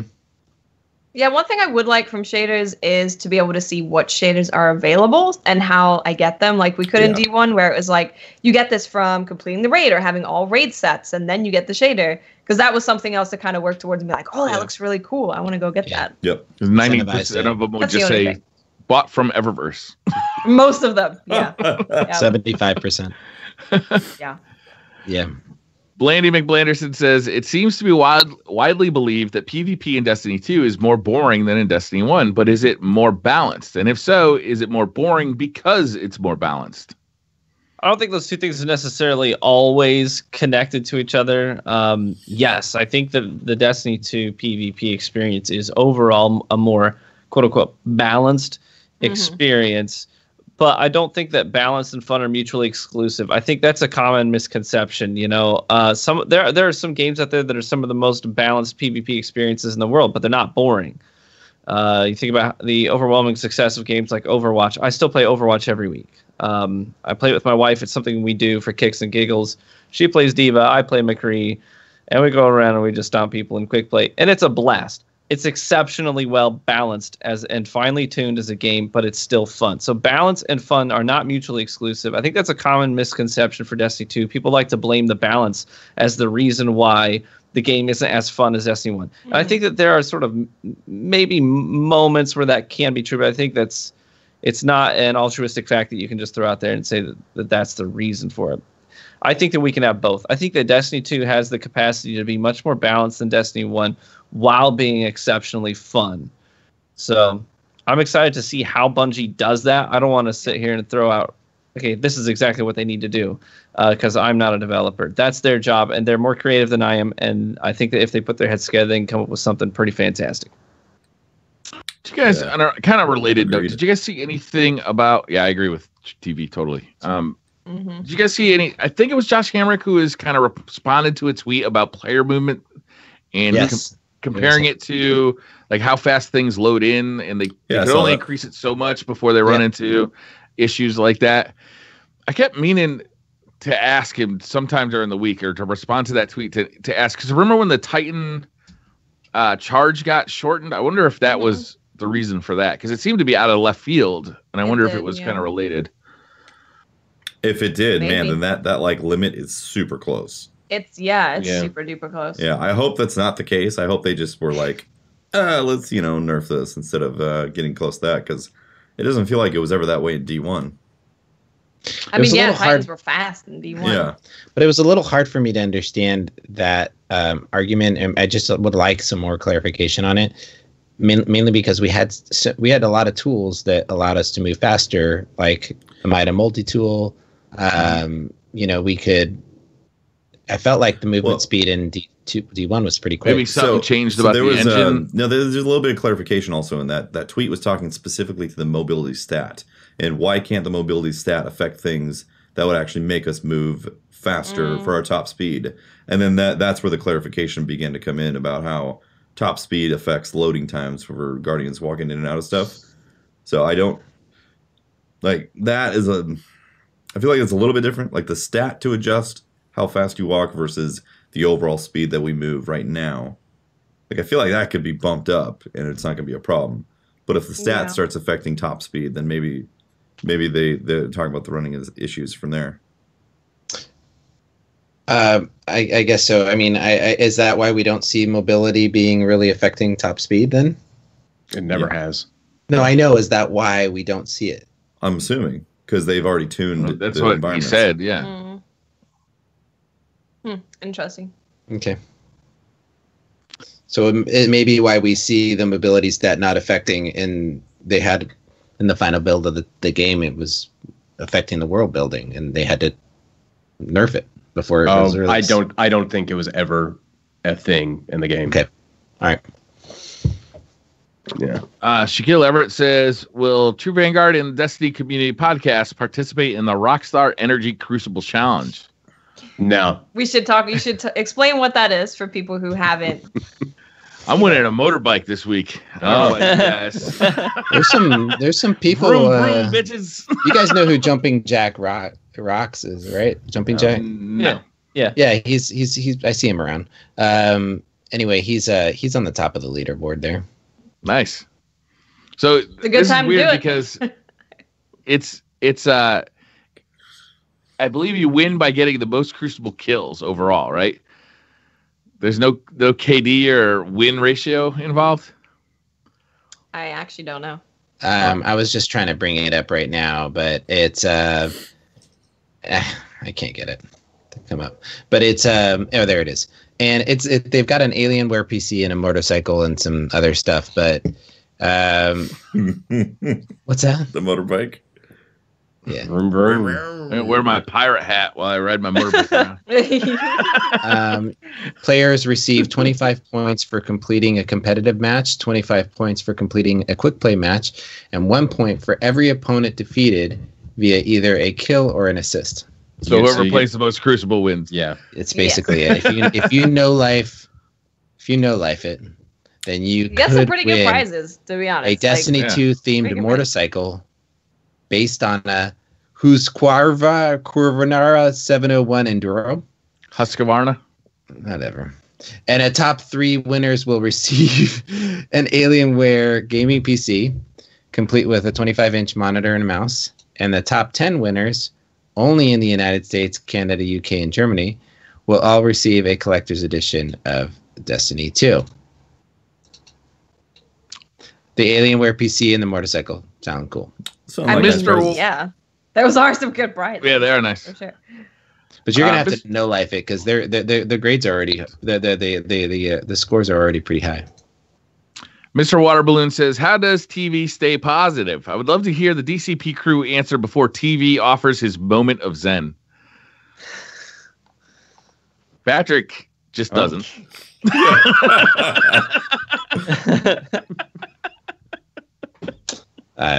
He doesn't even try. I do stay positive. It's just, sometimes I'm gonna take that. What is it? Not negative opinion. I'm just gonna be more. Yeah, low road. I'm going to say more realistic approach to some of the arguments where it's whoa. You're saying that positive people are not realistic? No. Well, I'm saying that saying positive can also, set yourself up to get disappointed a lot. If we had stayed positive during the Dawning event and the Eververse controversy, we'd be sitting in the same spot we were sitting before. And now look at the changes that have come because of the public outcry. So I'm sorry. Taking the low road, I think in this case worked out in everybody's favor. You're assuming that the firebrand yelling that was taking place caused the changes to approach versus the constructive comments that people were leaving on Twitter and Reddit, and who's to say that they're even listening to the blowhards? Pope, this was such a big issue that this week it was an issue for stockholders for Activision, specifically the Eververse. No, I hear you. I just don't think that those being those people that are being loudmouths like that are the ones that they're hearing. Oh, I mean, I agree with that, honestly. I think that's foolish. No, I don't think they're listening to people who are just... I think the overwhelming outcry of being just upset by the community absolutely steered the ship in the direction it's going. Yeah, I think that the average player voicing their concerns and being upset about it is, but I think that one that was upset may have found themselves screaming into a void more than into somebody's ear. Yeah. But anyway, money and numbers talk. I don't think that it's so much that. I think it matters to them when they hear people yelling and screaming. But I think what matters more is when they look at their player base numbers. That's true. When the revenue stream starts to go down. Yeah. That is what speaks volumes to them. Exactly. That's true. Yeah. But how do you stay positive, TV? That was the real question. All right. But you want me to answer that question sincerely? I do not talk about stuff like this on my content or on anyone else's. But the honest truth is that I'm deeply religious. I always have been. And did he just get softer? You just got softer. Yeah, your audio just got really low. Oh, the powers that be are conspiring against me. It's back. That's better. I'm deeply religious. I always have been. Before I start up any stream, I have a Bible right here. I read, I say prayer, and I go into it just to try and keep myself focused and on point. I have kids, and I want them to see a man who's a father they can respect and admire, and I want them to go into this world and be positive forces of influence. So that is the reason why I am the way I am and the reason why I approach things the way that I do. Nice. Also, T-Von. Also T-Von. Got to get a little T-Von sometimes. It's really easy to stay positive when, you're not afraid to cut a bitch.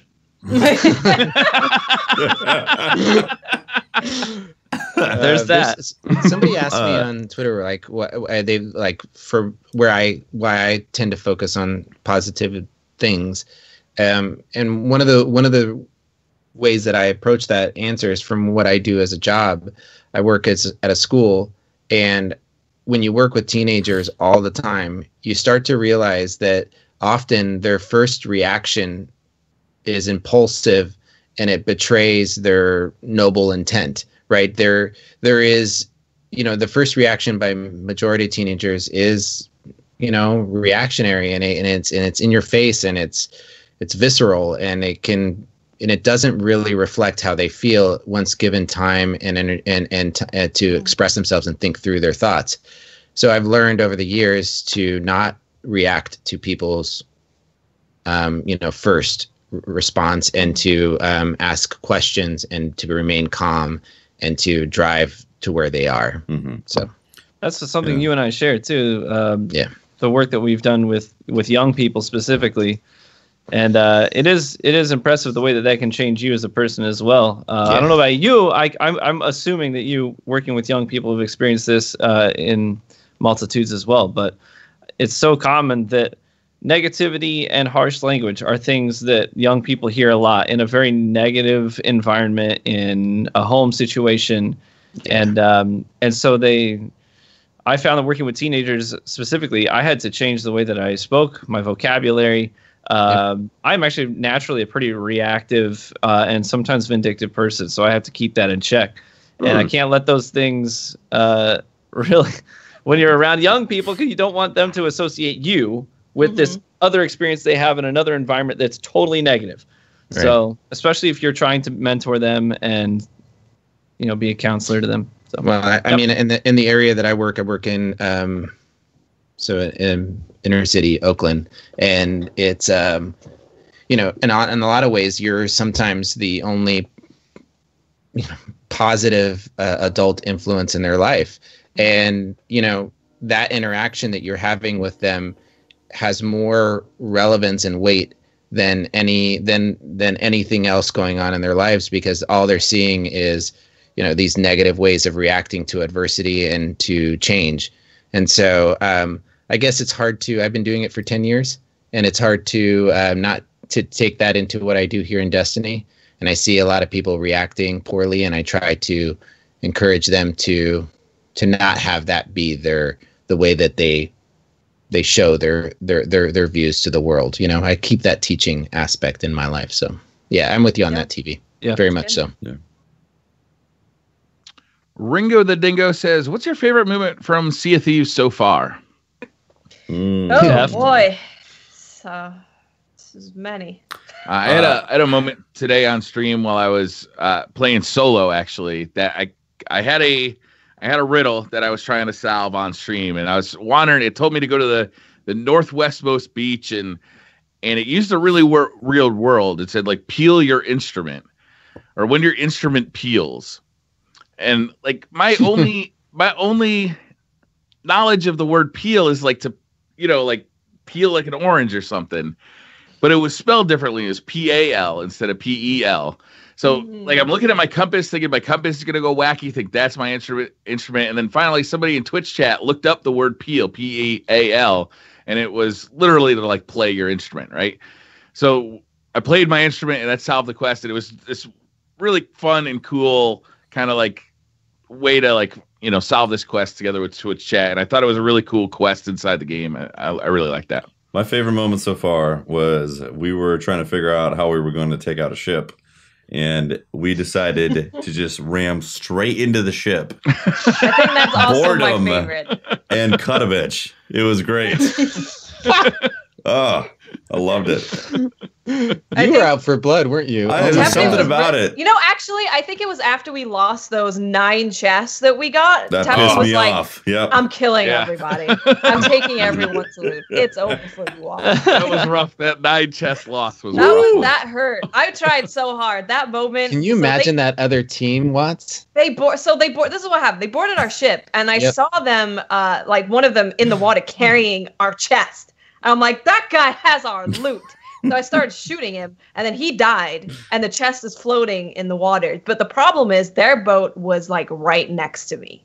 So when someone dies in Sea of Thieves, they spawn back on their ship. So they were just constantly respawning. So I had to kill that guy, kill this guy, then I had to kill the guy again, and eventually all the loot was just gone. Mm-hmm. Yeah. And I was very, very sad. You were by yourself? Yes, everyone else was dead. Yeah. Patty, I don't know where he was. I was like, I was the like first one drunk in the brig. I was like, guys, we got 9 chests. Maybe instead of fighting these guys over here, we should go turn this in. And we're like, no, let's go fight these guys. Yeah, let's do it. And from that point on, I was bloodthirsty for the rest of the stream. Losing those 9 chests just wanted me to kill everybody. It'll do it. It'll change. Favorite moment? Do you remember any moments? Yeah. No, I was doing something. I don't remember what it was, but you guys put me in the brig for it. Can I answer this question for him since I was watching him while I was streaming? No. I got put in the brig, and then so I was sitting in the brig, and then you guys suddenly ran ashore and put a bunch of holes in my ship, which caused the bottom of the ship to flood. And then you plugged the holes, but you didn't take any of the water out. So I'm just sitting there going, check the water out. Oh, and then I came down. I checked the compass, and I looked at the time, and then you died. Yeah. So I'm just sitting there in the brig drowning. That's great. And then you respawned in the brig. That's messed up. That is amazing. That is messed up. Oh, man. I got 2 moments that stood out to me. One was I did a solo stream today. I did some of the crew last night, and then today I did a solo stream, which was a lot of fun. I really enjoyed the multitasking you have to do in the solo play. I really enjoyed it. But at one moment, I just unknowingly, out of nowhere, I don't even know where they came from, but suddenly there was a team of 2 on one side of my boat, and then there was a team of 4 on a big ship on the other side of my boat, and I'm just on a dinghy like, I don't want it. And they're like, die, mother. And I got caught in the crossfire between 2 ships, and it was terrifying. And I spawned back on the ship just in time to go down with it as it was sinking. So it was like back-to-back deaths. It's terrible. But it was just hilarious and outrageous that it just suddenly, you're on the open seas, la-di-da-da, playing my instrument up in the crow's nest. and then all hell breaks loose.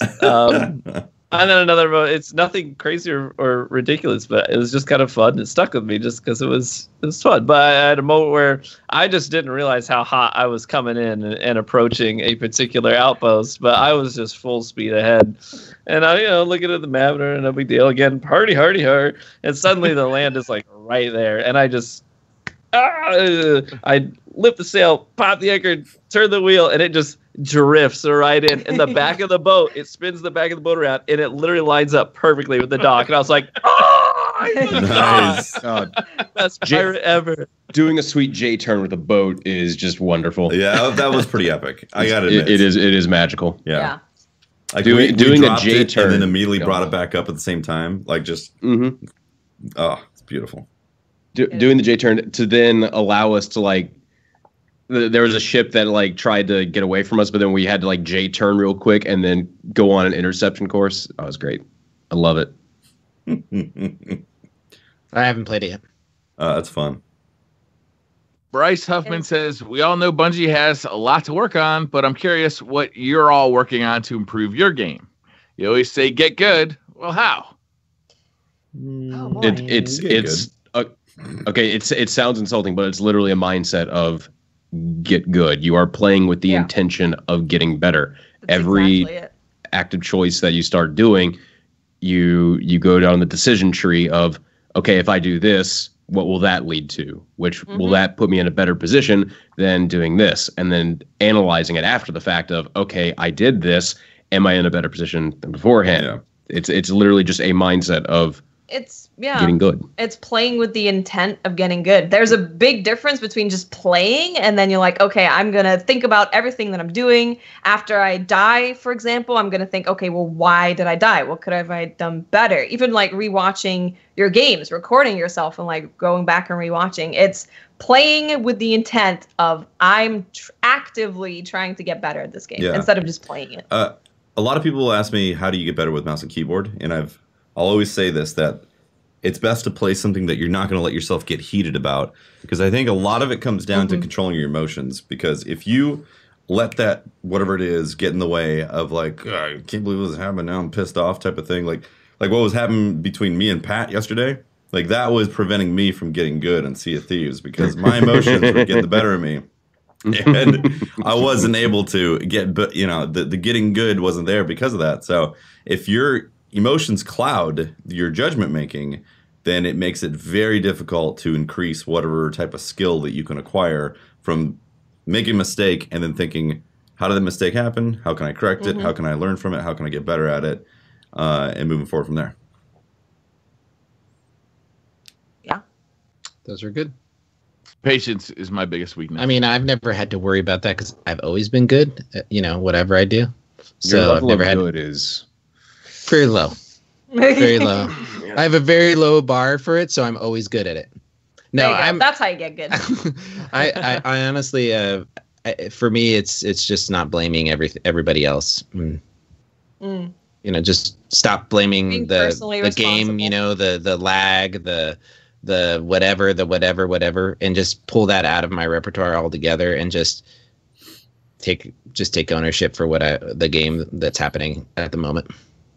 Yep. I'm a terribly impatient person in just about every respect. It's been like lifelong too, and it's been something I'm trying to work on my entire life. And in video games, it's just the same. When I play PvP and I'm playing a team that's super patient, I'm always like peeking around corners, seeing if I can get a shot, knowing that I'm about to get sniped, but I keep doing it anyway because I'm so fucking impatient.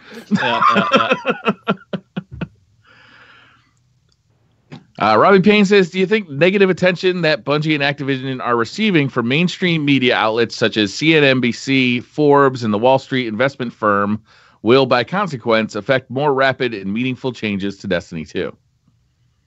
I have no idea. I hope so. I would assume so. It's like, it's like TV said, money and what was it? Money talks and bullshit walks. If shareholders are squawking, that's not a good thing. Yeah. Yep. I can't imagine it's a good thing. Doughboy says, should Masterwork cores be sold for legendary marks? It'd make Masterworks easier to obtain, but would that hinder the grind or just make it easier to get the roles we want? on more weapons and armor? I don't think we need to be able to purchase everything in the game. I think having that pursuit of Masterworks and getting the cores from that, I think is fine the way it is, honestly. I don't think you need to be able to buy them. I agree. I don't want them to make this game any more casual than it already is. Yep. No, they need to go the other direction, actually, because they tried this whole approach of let's make D2 more accessible and let's give the casual, by the way, not using casual in a bad way, the casual players a bigger reason to play Destiny. Watch yourself. They went that direction to begin with, and it didn't work. So now they have to do a complete 180 and give us the game that we want, the people who are going to play it every day, all day. Yeah. That's what they got to do. Make it harder. Azrael speaks, do you actively search for games that stream well, or do you try and find games that you enjoy to stream? And Both. As someone whose jobs is streaming, which do you find more important? Yeah, it's honestly It has both. to be both. Yep. It has to be both. You gotta have a mix. Yeah. Yep. I mean, you can't play a game that's extremely streamable, but you hate it because people are gonna be like, "This is boring. I don't like watching this." Yeah. You're not gonna create an entertaining stream if you're not having fun. Yeah. That's right. In all honesty, like Fortnite, I don't like the game a hell of a lot. I don't like battle royale game mode or games in general. But because I can play it with friends, I can kind of get by it. But I don't play it off stream. It's one of those weird games for me. I like to watch. I like to watch streamers who are having fun at what they're doing, or they're doing something and it's an absolute train wreck. It's just entertainment value for me. Hey, that's DCP streams. That's why I watched. I was sitting there watching. I was like, those are really fun to watch, though. That was a good time. Yeah. Hefty yelling at Patrick. I'm looking at Patrick. He's literally just standing there with a grog in his hand, just Puking drinking on things. Drinking I've never and puking. seen. And then later I was watching. Char was there with Mav. Yep. And Char was the sane one of the group. I was and I'm saying, like, when is Char the sane one in the group? He was trying to get the ship going the right direction and whoa. Did you not see my navigation skills? Oh, Tefty. I watched. You guys couldn't tack for shit until you actually got me out of the brig. Let's be real. I was on the map telling exactly where to go, digging up treasure. Unbelievable. Unbelievable. It was entertaining. But that's why we should stream more together, because it's a train wreck, and that is hilarious. There you go. I will say, hilarity ensues. I will say about things to stream and all that. Like as a established streamer, there's a give and take to what how much of an esoteric game you can stream versus having to play popular games, so on and so forth. There's always a balance to that happening, and at certain points you can decide, well, I'm probably not going to get any follows or any kind of extra activity by playing a certain type of game, but there's a fun value for it. So you balance those things out in what you decide on a day-to-day basis of how you're going to stream. And even if you start out with a completely off the chart game, sometimes you just want to make those decisions and go with the flow. But then there's other times where you're like, no, I should stream something that's just coming out because obviously people are interested in seeing that. You also have the thought of my community would really enjoy me playing this game. It could be a super old game or whatever. So you might not get new people, but it will be a super awesome experience for your community. So it's kind of balancing all of that, right?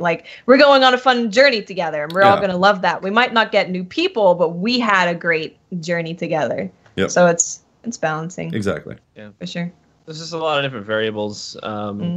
And one of the things I have to keep in mind sometimes too is that sometimes a stream isn't even really that much about the video game that I'm playing. Sometimes my community shows up because they want to hang out with each other. They want to hang out with me. I can tell stupid stories. We can just have fun together. And it's the gameplay is just sort of there. It's the backdrop to everything that's taking place that's layered on top of it. So sometimes people tune in because we're trying to appeal to a crowd that wants to see a specific game. Sometimes it's beyond that. It's more about the community and the interactions that we're having. So it's a little bit of both, a little bit of everything. Mm-hmm. Yep. Jimbo Moore says, hey guys, how much influence do YouTubers have on a game like Destiny 2? Loving the show from the UK. It's kind of hard to say, right? Because none of us work at Bungie and be I'm not in those meetings where it's like, guys, look, we've seen 2 videos about this so far. Let's start talking about it. Like, I have no idea. We need to be watching the Dado Zur index right now. His views are going down. We need to get the Dado Zur video views back up. So let's start brainstorming, people. Yeah. You know, like if a YouTuber if a YouTuber is made aware of like an exploit to the game, like a infinite super glitch that can be used in PvP, and makes a video about it, and then the entire community watches that video and starts using it in Mayhem, I would say that YouTuber's had a pretty strong influence on an upcoming patch for Mayhem, right? But you know, it's hard to tell from like, you know, one issue to another. Yeah. Yep. A man has no name says, with the announcement that Anthem is getting pushed back to next year sometime, does this give Destiny 2 a chance to make up for what has gone wrong, or is it too late? It has definitely given Destiny 2 a chance. I think there's been other games that have said that they were going to be the Destiny killers, right? So it's hard to believe that Anthem, you know, every new game coming up that people anticipate, you know, and I think that in itself, I think you flip that around. Destiny 2 having problems raised the expectation and the bar for Anthem, and that's why it's delayed more than the other way around. I mean, I don't think it's too late for Destiny right now. I don't personally think that it's too late in general for Destiny. I think that Bungie is showing that they're making better decisions on how they communicate with us, and they're showing that they're serious about putting changes into the game. So now we just need to see those changes come, and they need to keep doing that, right? They need to have these updates all the time where it's super transparent, they're being very honest, and we see those updates come into the game for months and months, and then people be like, okay, Bungie, I see what's happening. But yeah, I don't think it's too late. They just need to keep up with what they're doing for a very long time and put stuff into the game as fast as they can. Yeah, I really feel like between now and September, if they consistently make solid changes and choices and have some good content that gets released by that time, then I think the ship is going to get turned around pretty fast. Or not fast, but it's going to get turned around in a positive light.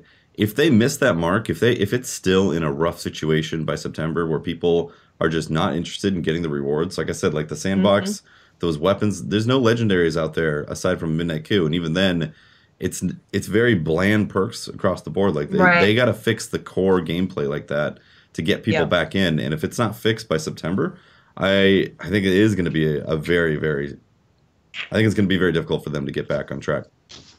They need to get the sandbox super fun for September. Absolutely. Yep. Yeah. It's a different. It doesn't have to be another looter shooter that the whole community moves to. It could be a Fortnite. Sure. It could be a Sea of Thieves. It could be, just the next brand new experience, because Destiny was a brand new experience when it launched. And Destiny 2 is not a brand new experience. True. Right. But Destiny 2 and 1 are the only experiences right now that are relatively new that are a first-person looter shooter or a looter first-person game. I understand but how long does that keep you here? Yeah. I mean, it's kept me here. It's kept me here legit, too. It's kept me not here. Gonna just because it's the only looter shooter, first person looter shooter, that doesn't mean I'm gonna play it endlessly and put up with the. I'm gonna play the updates. I'm gonna play I'm gonna be very knowledgeable about all the little intricacies and details. But if Borderlands 3 shows up, that's gonna be a huge hit into the player base, because tons of people that play Destiny are interested in the exact thing that Borderlands gives. And if there's a new Borderlands experience, you're damn right they're going to jump over there. But Sea of Thieves is not a first-person shooter with loot. No. Monster Hunter is not a first-person shooter with loot. But Sea of Thieves, you get to play with your Destiny clan, who may not be playing Destiny. You play anymore. Fortnite with your Destiny clan. Right. True enough. That's what I'm saying, though. It's like just because there's other games that are offering new experiences that aren't necessarily offering the same experience as Destiny, but are also pulling players away from Destiny. They're pulling players away, but there's a core group of people that desire a quality looter shooter. And Destiny is the only one that's current right now that is offering that. First person looter also shooter. Just the feeling of Destiny. Like we've always said that, like, I fell so in love with Destiny 1 PvP. That was my perfect PvP. I loved it so much that if they can get back to that feeling, there's not many other games that kind of offer that specific thing for me. Mm-hmm. Yeah, that's very true. Absolutely. I'm on board 100% with that. Drew says, I think Tefty mentioned this before, but I expected Destiny 1 to basically be WoW with guns and always hoped it would evolve into that. Is that your vision for the game? If not, what is? Wait, what's the question? What's your vision for the game? For Destiny? It's a big question. I want more RPG. I would like a little bit too. of action. But bring me more RPG stuff, more quests, more stuff to go for, more don't be afraid to make things a little difficult. Don't be afraid to give some stuff to people who play a lot or are really good at a certain thing. Like, give us more ways to express ourselves, our individual play style, and really give us that player fantasy of I am a hunter. Yeah. Like this is my play style. This is what I enjoy. This is me. Like just go all in on that. Preach. All in. Go for it. Yeah. Oh.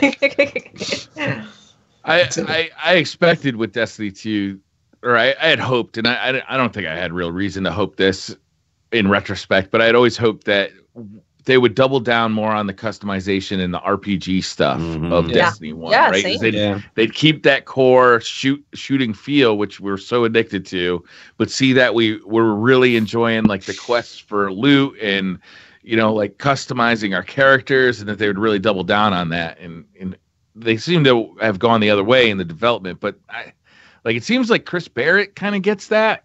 Mm-hmm. Yeah. So now that we've got the game, like maybe it's going to go in that direction now. I hope so. I don't know. I don't know about WoW with guns, but like WoW already has guns too. Well, it feels like they're getting the band back together from the D1 Fix-It team. Yeah, it really does. The original D1 team. Yeah, the D1 Fix-It team is going to be is like the crew that got together to fix D1 is now just being called upon, and they're like showing up with their special shirts and once more into the breach. I think it's also just universally across Bungie understanding what made Destiny 1 fun for a lot of people. Mm-hmm. And I don't think they knew that. I really don't think they knew that. And I think they're discovering what that is. Absolutely. It's funny you say that. We talked about that a lot today on stream, actually. That exact idea. I don't think they understood what it was we loved so much, because that's the exact thing they left behind and got away from. And they enhanced some other areas that people are so much less excited about. So I think I remember at the reveal event when we played and looked at the skill trees, and I looked at the skill trees and I thought, I wonder what else there's going to be. Mm-hmm. I wonder what other skill trees they're going to add, right? Yeah, how's it going to evolve and change? To add more skill trees, because they can balance it, because it's a cluster. It's like it says if I wanted to, I don't know. If I was go ahead. No, you.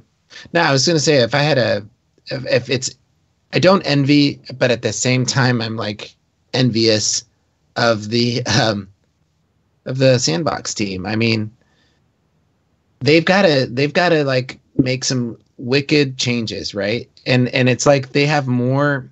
I'm envious of the opportunities they have to do something, right? Mm-hmm. Like right now they're in crisis mode. They're putting out. They have a lot of ability to make changes relatively quickly versus how I imagine other game development cycles work.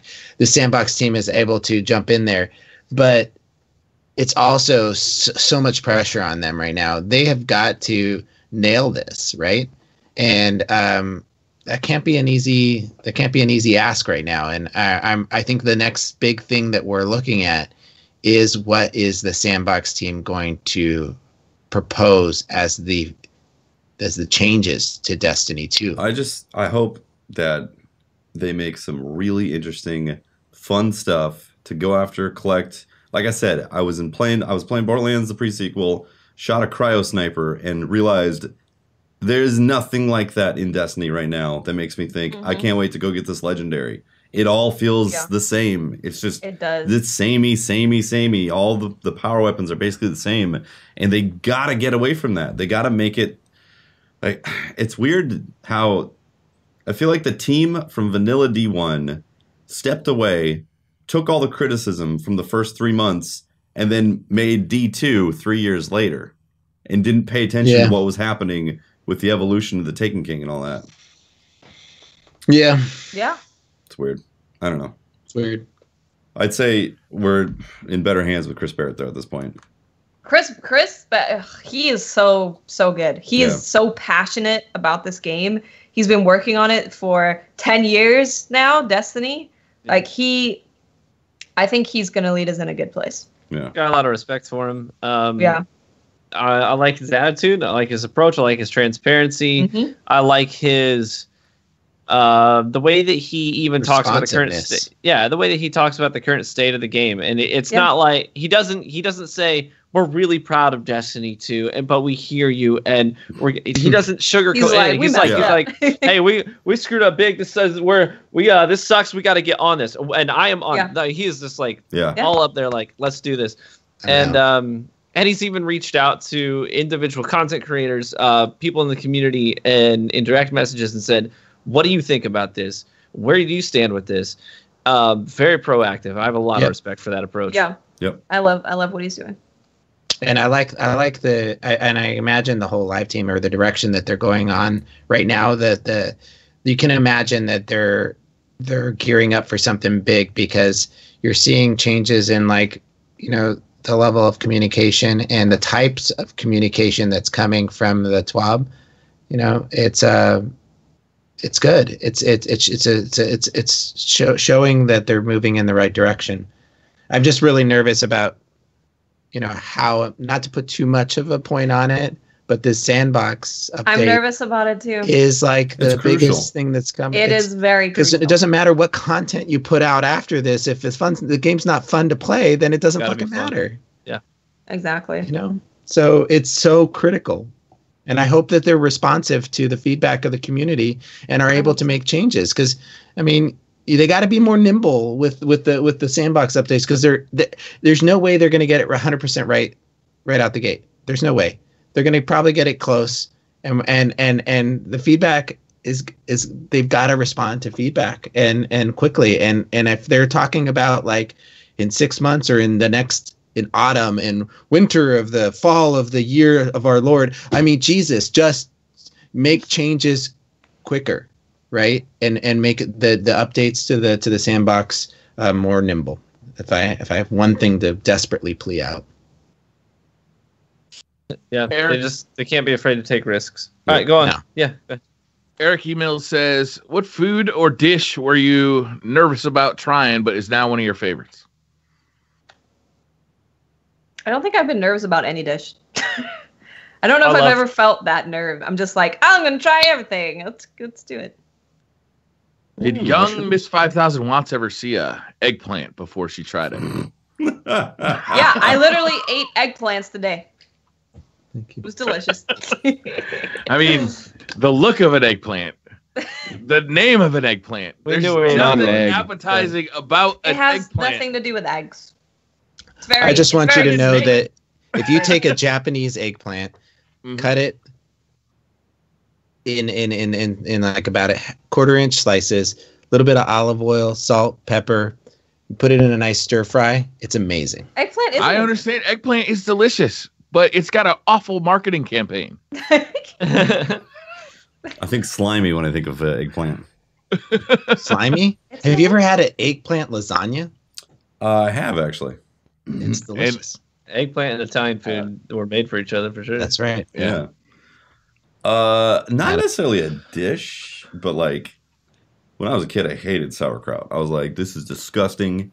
Get this away from me. How dare you, Mom and Dad, consider putting this on my plate? Who do you think? What gives you the right type of stuff? Nowadays, I love this stuff. I can't get enough of it. I'll take like jalapeno flavored sauerkraut. I'll take like a dill sauerkraut. Take it all. My favorite thing as a father is to, when my son is now 10 and he'd say like, I've never had that before. And I look at him and I go, yes, you have. Yes, you have.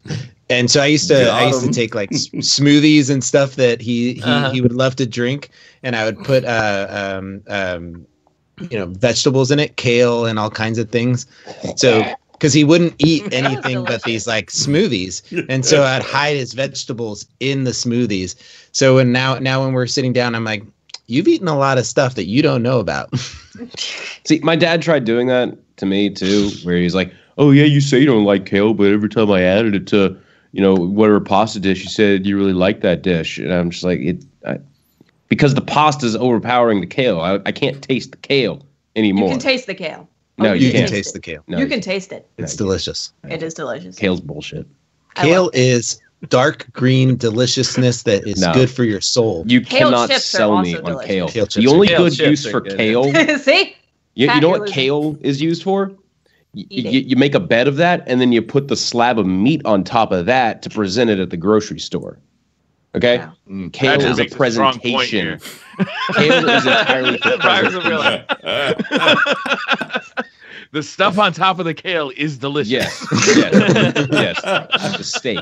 Man, I live in California. Maybe the kale you got where you're growing up is California, do they lay out steaks and then use the steaks as like the bed for the kale? I live in basically the cornucopia of fresh fruits and vegetables. If you're gonna get good fresh fruits and vegetables, you're gonna live in California, and it's amazing. I'll be honest. Pat needs to have some Washington kale, and he'll be in a good spot. I'll be honest. Kale, I eat California kale. It's got to be covered in all kinds of fats and stuff for it to taste good for me, or be really like blended into a bunch of oranges so I don't have the taste of the kale in the smoothie. I'm not kale a fan. On its own is not delicious. Yeah, I don't give a shit where it came bitter. from. It's bitter I like tasting. Kale. I do too. Lightly salted kale. I don't like kale chips. It tastes like kale to me. I'm like, this is a dehydrated piece of kale. Kale chips. Too much kale. Yeah, I'm like, there's a lot of kale in this kale chip. I'm gonna pass. On a scale of 1 to 10 kale, this is too much. Yeah, I'm like, this is not a potato chip, and this is what I want it to be, so I'm not going to eat it because it's not a potato chip, it's a kale chip. Because it's a kale chip. It's a kale chip, exactly. But I'm aware of the health benefits, so I will still try to ingest kale into my diet. Right. And it usually involves masking the flavor 100%. Exactly.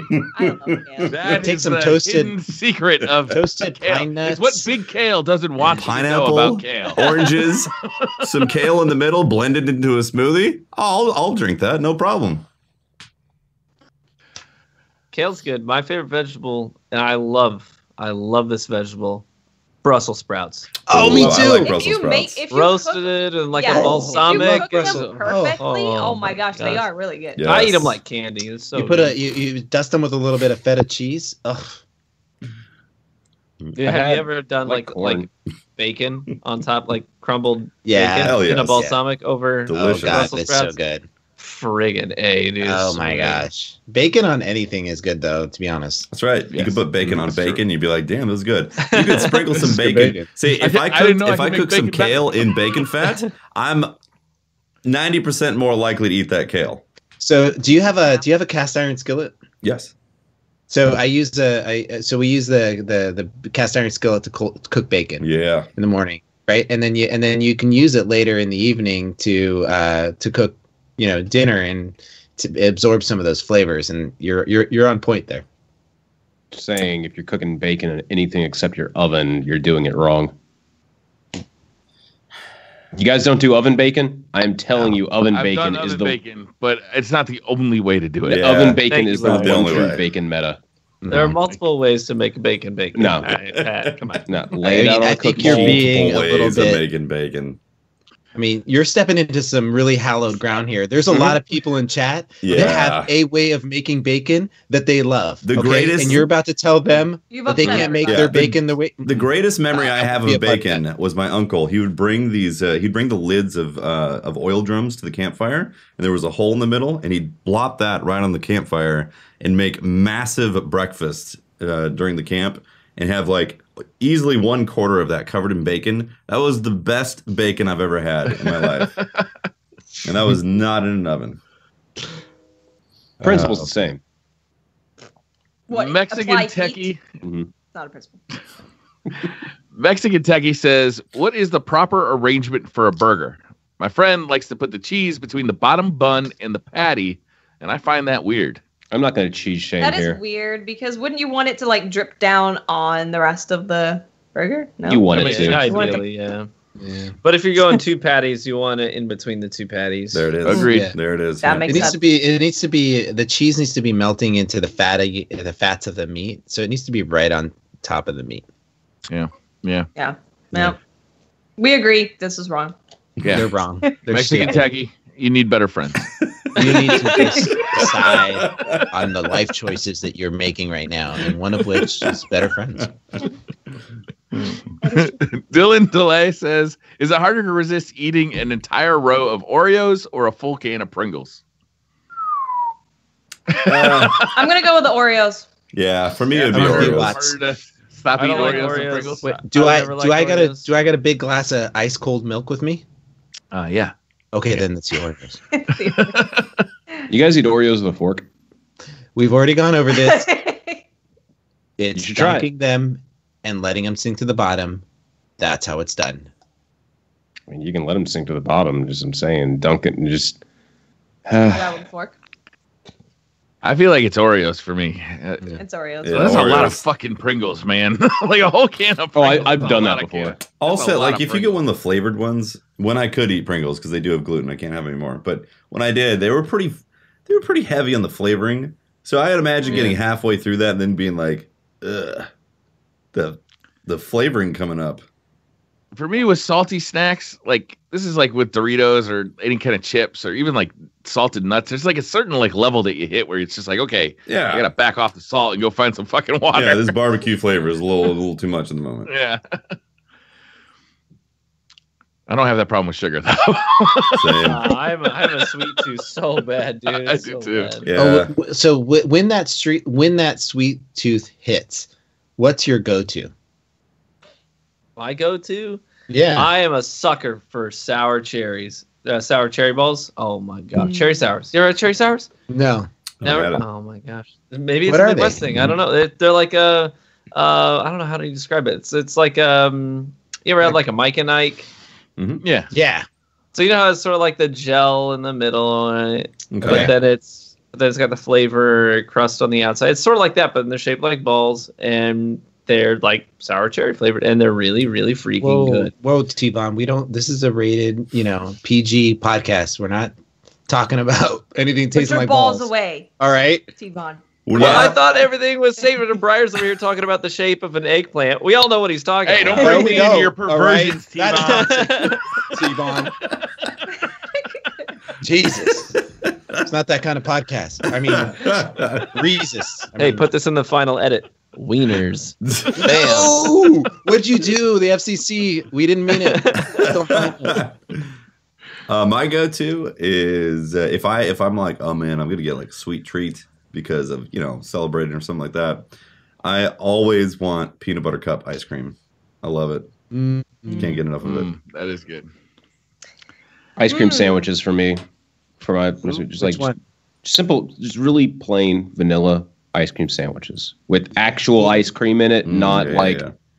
Not frozen like dairy frozen treat. dessert. Frozen dairy. Also, treat. what about the sandwich part? Oh, I'll go for anything as long as it's ice cream and center. Oh. Like we're good. Like, Sometimes you you can can get a cookie. Yeah, Sometimes the you can get a cookie, cookie as though. a. Oh, Like Yeah, cookie you had cookies? instant. Yeah, I mean, I've had Have you I've had had all of It's them. It? Okay, Have you had an I've had basically all the No, ice have cream you had an sandwiches. It's It? No, I don't know what the fucking. Okay, It's well It is. then it's from San Francisco. It's an ice cream sandwich. I'm gonna send you one, and you're gonna like it. It'd probably be easier for me to go there and get it because I think it will melt. Yeah, I think it melt. No, I can I send think you. it'd be hilarious if you sent him a melty cookie. I'm You're gonna just gonna take it. You're gonna take it, put it in an envelope, and then just like Scoop out lick the this ice envelope cream closed and sandwich. ship it. And drink it, please. There you go. Oh man. Yeah. Eric Chung says when making a Wait, PB&J. What? Go ahead. No, it's okay. Go ahead. Okay. When making a PB&J sandwich, do you use the same knife to spread both the peanut butter and the jelly to be efficient, or do you use two different knives? Same knife. Same knife. Same knife. You go peanut butter because then you can wipe off on the jar, not lick it. Are you gonna put it into the jelly? I live alone. Yeah. I'm gonna lick that shit. This is why you live alone, Pat. Unbelievable. That's bacteria being introduced into sugar. How are you not getting sick? I have a strong immune system. Doesn't sugar kill bacteria? Isn't that why they cover? Yeah, it basically kills. Like that's why they used to use honey to cover wounds, because then it protects the wound. All I'm saying is that's gross.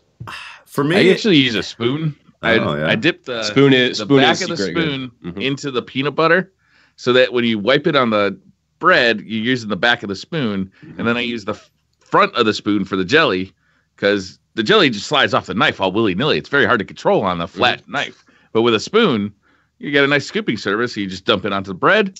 The sandwich is done, and you only use one utensil. For our Australian listeners, jelly in America is like jam. Jam for you. But it's like more sugary. There's no preserves in it. It's really not actually sweet. Jello. Because jelly is actually Jello. Jello is a very different thing. They only put like that gross smelling stuff on their toast. Vegemite is not gross. Vegemite is delicious. Oh my god, it is nasty. How do you even eat that? I like salty things. It's not salty. That's like cherry balls. That's like ball sweat salty. That's not. Well, we already know that Yvonne's all about the balls. That's true. That makes sense. The real question. The real question with your peanut butter and jelly sandwiches. Well, there's two questions here. How do you apply the peanut butter and the jelly? I do peanut butter on both pieces of bread and then jelly in the center, and then that creates like a nice pocket. You don't get any soggy bread that way. No Especially soggy bread. If you're not going to eat it immediately, if you have to, you put it in a bag or whatever, you definitely want peanut butter on both sides. So that's a pro strat. Soggy. That's definitely pro strat. That's pretty good. And then also toasting the bread before you make the peanut butter and jelly sandwich. All right, so chat's I feel right. like we've had this conversation I before. don't know how sweaty ball sweat tastes. You're right. Skitch256 says, "What's your favorite guilty pleasure movie?" Guilty pleasure? Armageddon. I cry to it. I'm not gonna lie. Guilty pleasure. Probably Save the Last Dance. Like, it's kind of there. It's like, it was a good movie for some people, but some people are like, this is just like high school weird drama stuff. But I love Save the Last Dance. Guilty pleasure. I don't. Finding Nemo is not a guilty pleasure. That movie is amazing. The Dukes of Hazzard movie with like Johnny Knoxville from like 2005. It's an atrocity. No, I think it's fucking hilarious. Yeah, that's a tough one. I mean, I guess I have a guilty pleasure, but not a movie. I love watching old reruns of MASH. That's not guilty pleasure. That's a good show. That's a good show. Great classic. Well, it's it's old. Guilty pleasure has to be generally universal. Like you know this is bad. It's but you still like watching. Everybody else has got to go, oh my god. So like they did when Breyer said what he liked. So I'll watch. I'll watch what Memes is watching sometimes during like holiday stuff, and she likes some cheesy movies. And The Cutting Edge is one of her favorites, and I'll end up watching as well, and I'll find it entertaining. But I know it's like super cheesy from the 80s, so there, that's it. I don't know. I guess I got nothing. I watch basically any action movie made in the 80s too. You know what? I get on board with that. I don't care if Steven Seagal punches seagulls. I don't care. I will watch it. Yeah. I'll have to think about it. Clawless92 says, "You asked for more funny questions, so you did this. In your adult life, how many times have you pooped your pants?" Wow. That is not that long ago, to be honest with you. Like actually pooped yourself? Yes. Uh-huh. It was. Like it have was. To change. It was. It was just about. I was coming back from Florida, and I picked up a crazy virus. It was a stomach virus, and at first it started off as like a stomach thing, like I was throwing up and whatever, and I guess it transitioned to a lower intestine thing after that. But I didn't know that. And so I was throwing up, and during one of my violent convulsions, the other side decided to kick in. and I was I was not prepared for that. So that was just like maybe a month ago. Yeah. Yeah, I can't remember a time in my adult life. There's two types of people in this world, Tefty. People who poop their pants and fucking liars. You're a fucking liar. I mean, I have a really good. You need to ask me. I have a really good control over it down there. Mm-hmm. My story is a lot like Pope Bear's. I'm not going to go over the gory details, but essentially, I was mid-heave, and it goes out the other way. It was not a good experience. You were heaving, not in a bathroom though. I was in the bathroom. See, but when it's coming out both sides, to the like, porcelain what do you do? god. What do you do? Do you prioritize? I didn't do anything. I think I flopped over and groaned. This is my life. Let it go. Let it go. I don't think I've had any actual poop your pants scenarios. I think as an adult, does a sleep shark count? What's that? What else would that be? Pooped your pants? I don't know. Explain. A sleep shark. A sleep shark's when you're sleeping and then like you. TV explain it. Thank you. Yeah, I want to hear T-Von go to it. The worst part of that is not ruining a pair of underpants. The worst part of that is trying to get into a new pair of underpants and take care of the old ones without waking your wife up. That's the part. Or getting on your bed. What do you do with those Still underpants? don't know what it is. What's your wife's Twitter, girl on a hippo? Like they would say, You never know that trust time a fart. Is Yeah. there some Vanguard said secret that stash garbage of disposals- T-Von's underpants somewhere in that house? You take that stuff outside, man, and you bury it. You literally pick up the top layer of trash in your outside trash can. You put it underneath. Hide it under there with the cigars you don't want to find. Gotta burn some coffee grounds just to get the smell out of the room. Oh man. The best part about that whole thing when I was sick is I was in there in between dry heaves, and I remember yelling out to the living room, "Honey!" And she's like, "What?" "I pooped my pants."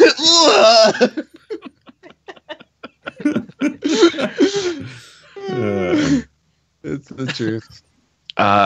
Beef Castle says, which is greater, the amount of F-bombs TV dropped to go to Twitter jail or the number of DCP hosts actually planning to play Trials this weekend? What? Both of those is 0, right? Yeah. I play question. Trials every week. But I Monster ran- Hunter I ran- is Monster Hunter. Monster Hunter's out like right now, almost. I do 2 cards every week. I have 2 play dates. So casual. So- Jeez. That is So- casual. I don't play Trials anymore. I do still enjoy Trials. I enjoy Trials, and then sometimes I play on a map, and I'm like, "This is terrible." I'm not. I doing know very everybody well. else who plays on PC. It's like a everybody. It's a really everybody can fit tight knit in one bar. community on PC. You know, it's No one All 12 of actually us. enjoys playing Trials on PC. unless you're making $95 from doing it. Yeah. $95 carries. Those guys Well, probably you have run a good You run time. into a lot of people doing those paid carries. Yeah. On PC, it's the only people playing.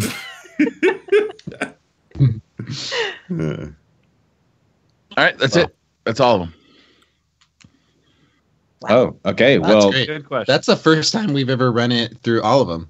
no, No, we've it's done not. that multiple times. Wow, you We really have don't done- listen. It's not the first time ever. Holy moly. Pope. It is God. not the first time ever. All right.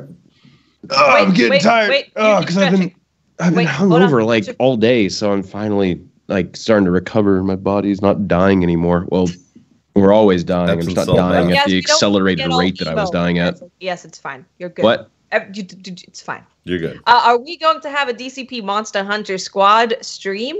If so, maybe we should let people know that we're planning on doing that. I don't know when that would be though. That's I the don't only know. problem. We have to talk about it. But it might happen. Yep. So You guys just wait, pay let's attention. do it right now, guys. Oh, but you don't. Oh, I'm never mind. Are you going to be streaming Monster Hunter after this? Well, you know what? I'm really tired. I can, but I think Is I anyone might gonna be just streaming go to Monster bed. Hunter? So are you just trying to say that you can and we can't, so you're flaunting it? Are you Oh, just- I would never do that. That's So toxic. that's a T-Von. very So toxic thing. to do, That's a Mike. T-Von. Well, That's actually, I think T-Von it officially for sure. releases in the United States in 10 minutes. Doesn't Yeah. it? I gotta turn it on now so people know. That you're like special. Oh my god. I could. Says you just logged into PUBG again. I wanted to reference that earlier when you were talking about PUBG. I actually pulled up Steam because I thought about just clicking it and seeing if you would notice it again. That's funny. Oh man. That's All great. right. Anyway, thank you everyone for tuning in to the 69th episode of the Destiny Community Podcast. 69. The one T-Von talks about his nuts. The one with T-Von. The one with balls and semen. The one with T-Von and semen. Yeah, balls and semen. And ironically, got disappointed about Team Suck. Strange. Strange. Yeah, strange. It's very odd. He's a fan of the balls, but not the suck. Yeah, weird. Some things go in mouths and some things don't. All there is. All right. Anyway, thank you all, everyone, for tuning in. If you want to find more of me, I am at Holtzmann_YT. Because I don't know, I'm still hungover. Time to change it to on Twitch. Holtz on Twitch. Holtz on Twitch. I'm Briar Rabbit. You can find me on Twitter at the Briar Rabbit. You can find me on YouTube. Just look up Briar Rabbit, or on Twitch, streaming daily. Just look up Briar Rabbit. I am Tefty Teft. You can talk to me at Teft on Twitter. You can catch my streams, twitch.tv/Tefty Teft. Typically start up around 6 p.m. Pacific time. And I have a YouTube channel that's going to get more stream archives now that I have super fast 1 gigabit up and down internet. Thank the Lord. Oh my God. Sweet, glorious bandwidth.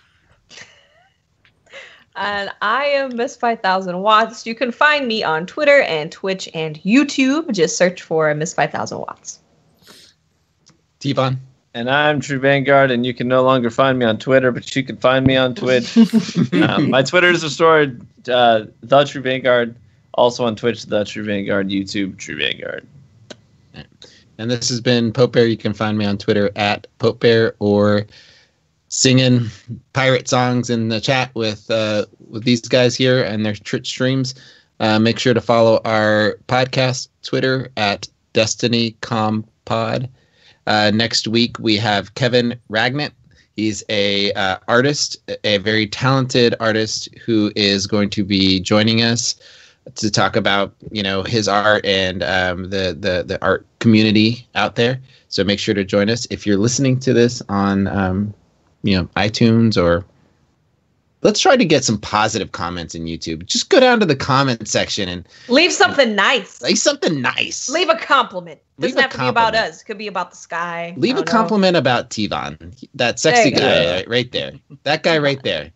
And it always helps us out. So, and thanks very much for listening. We really appreciate you guys. Yep. We understand Destiny is in a interesting place right now, but getting together every week with you is the highlight of my week, and a great opportunity for us to keep you abreast of what's going on. So thanks for checking us out and staying relevant. Oh, yeah. So thanks for tuning in, everyone.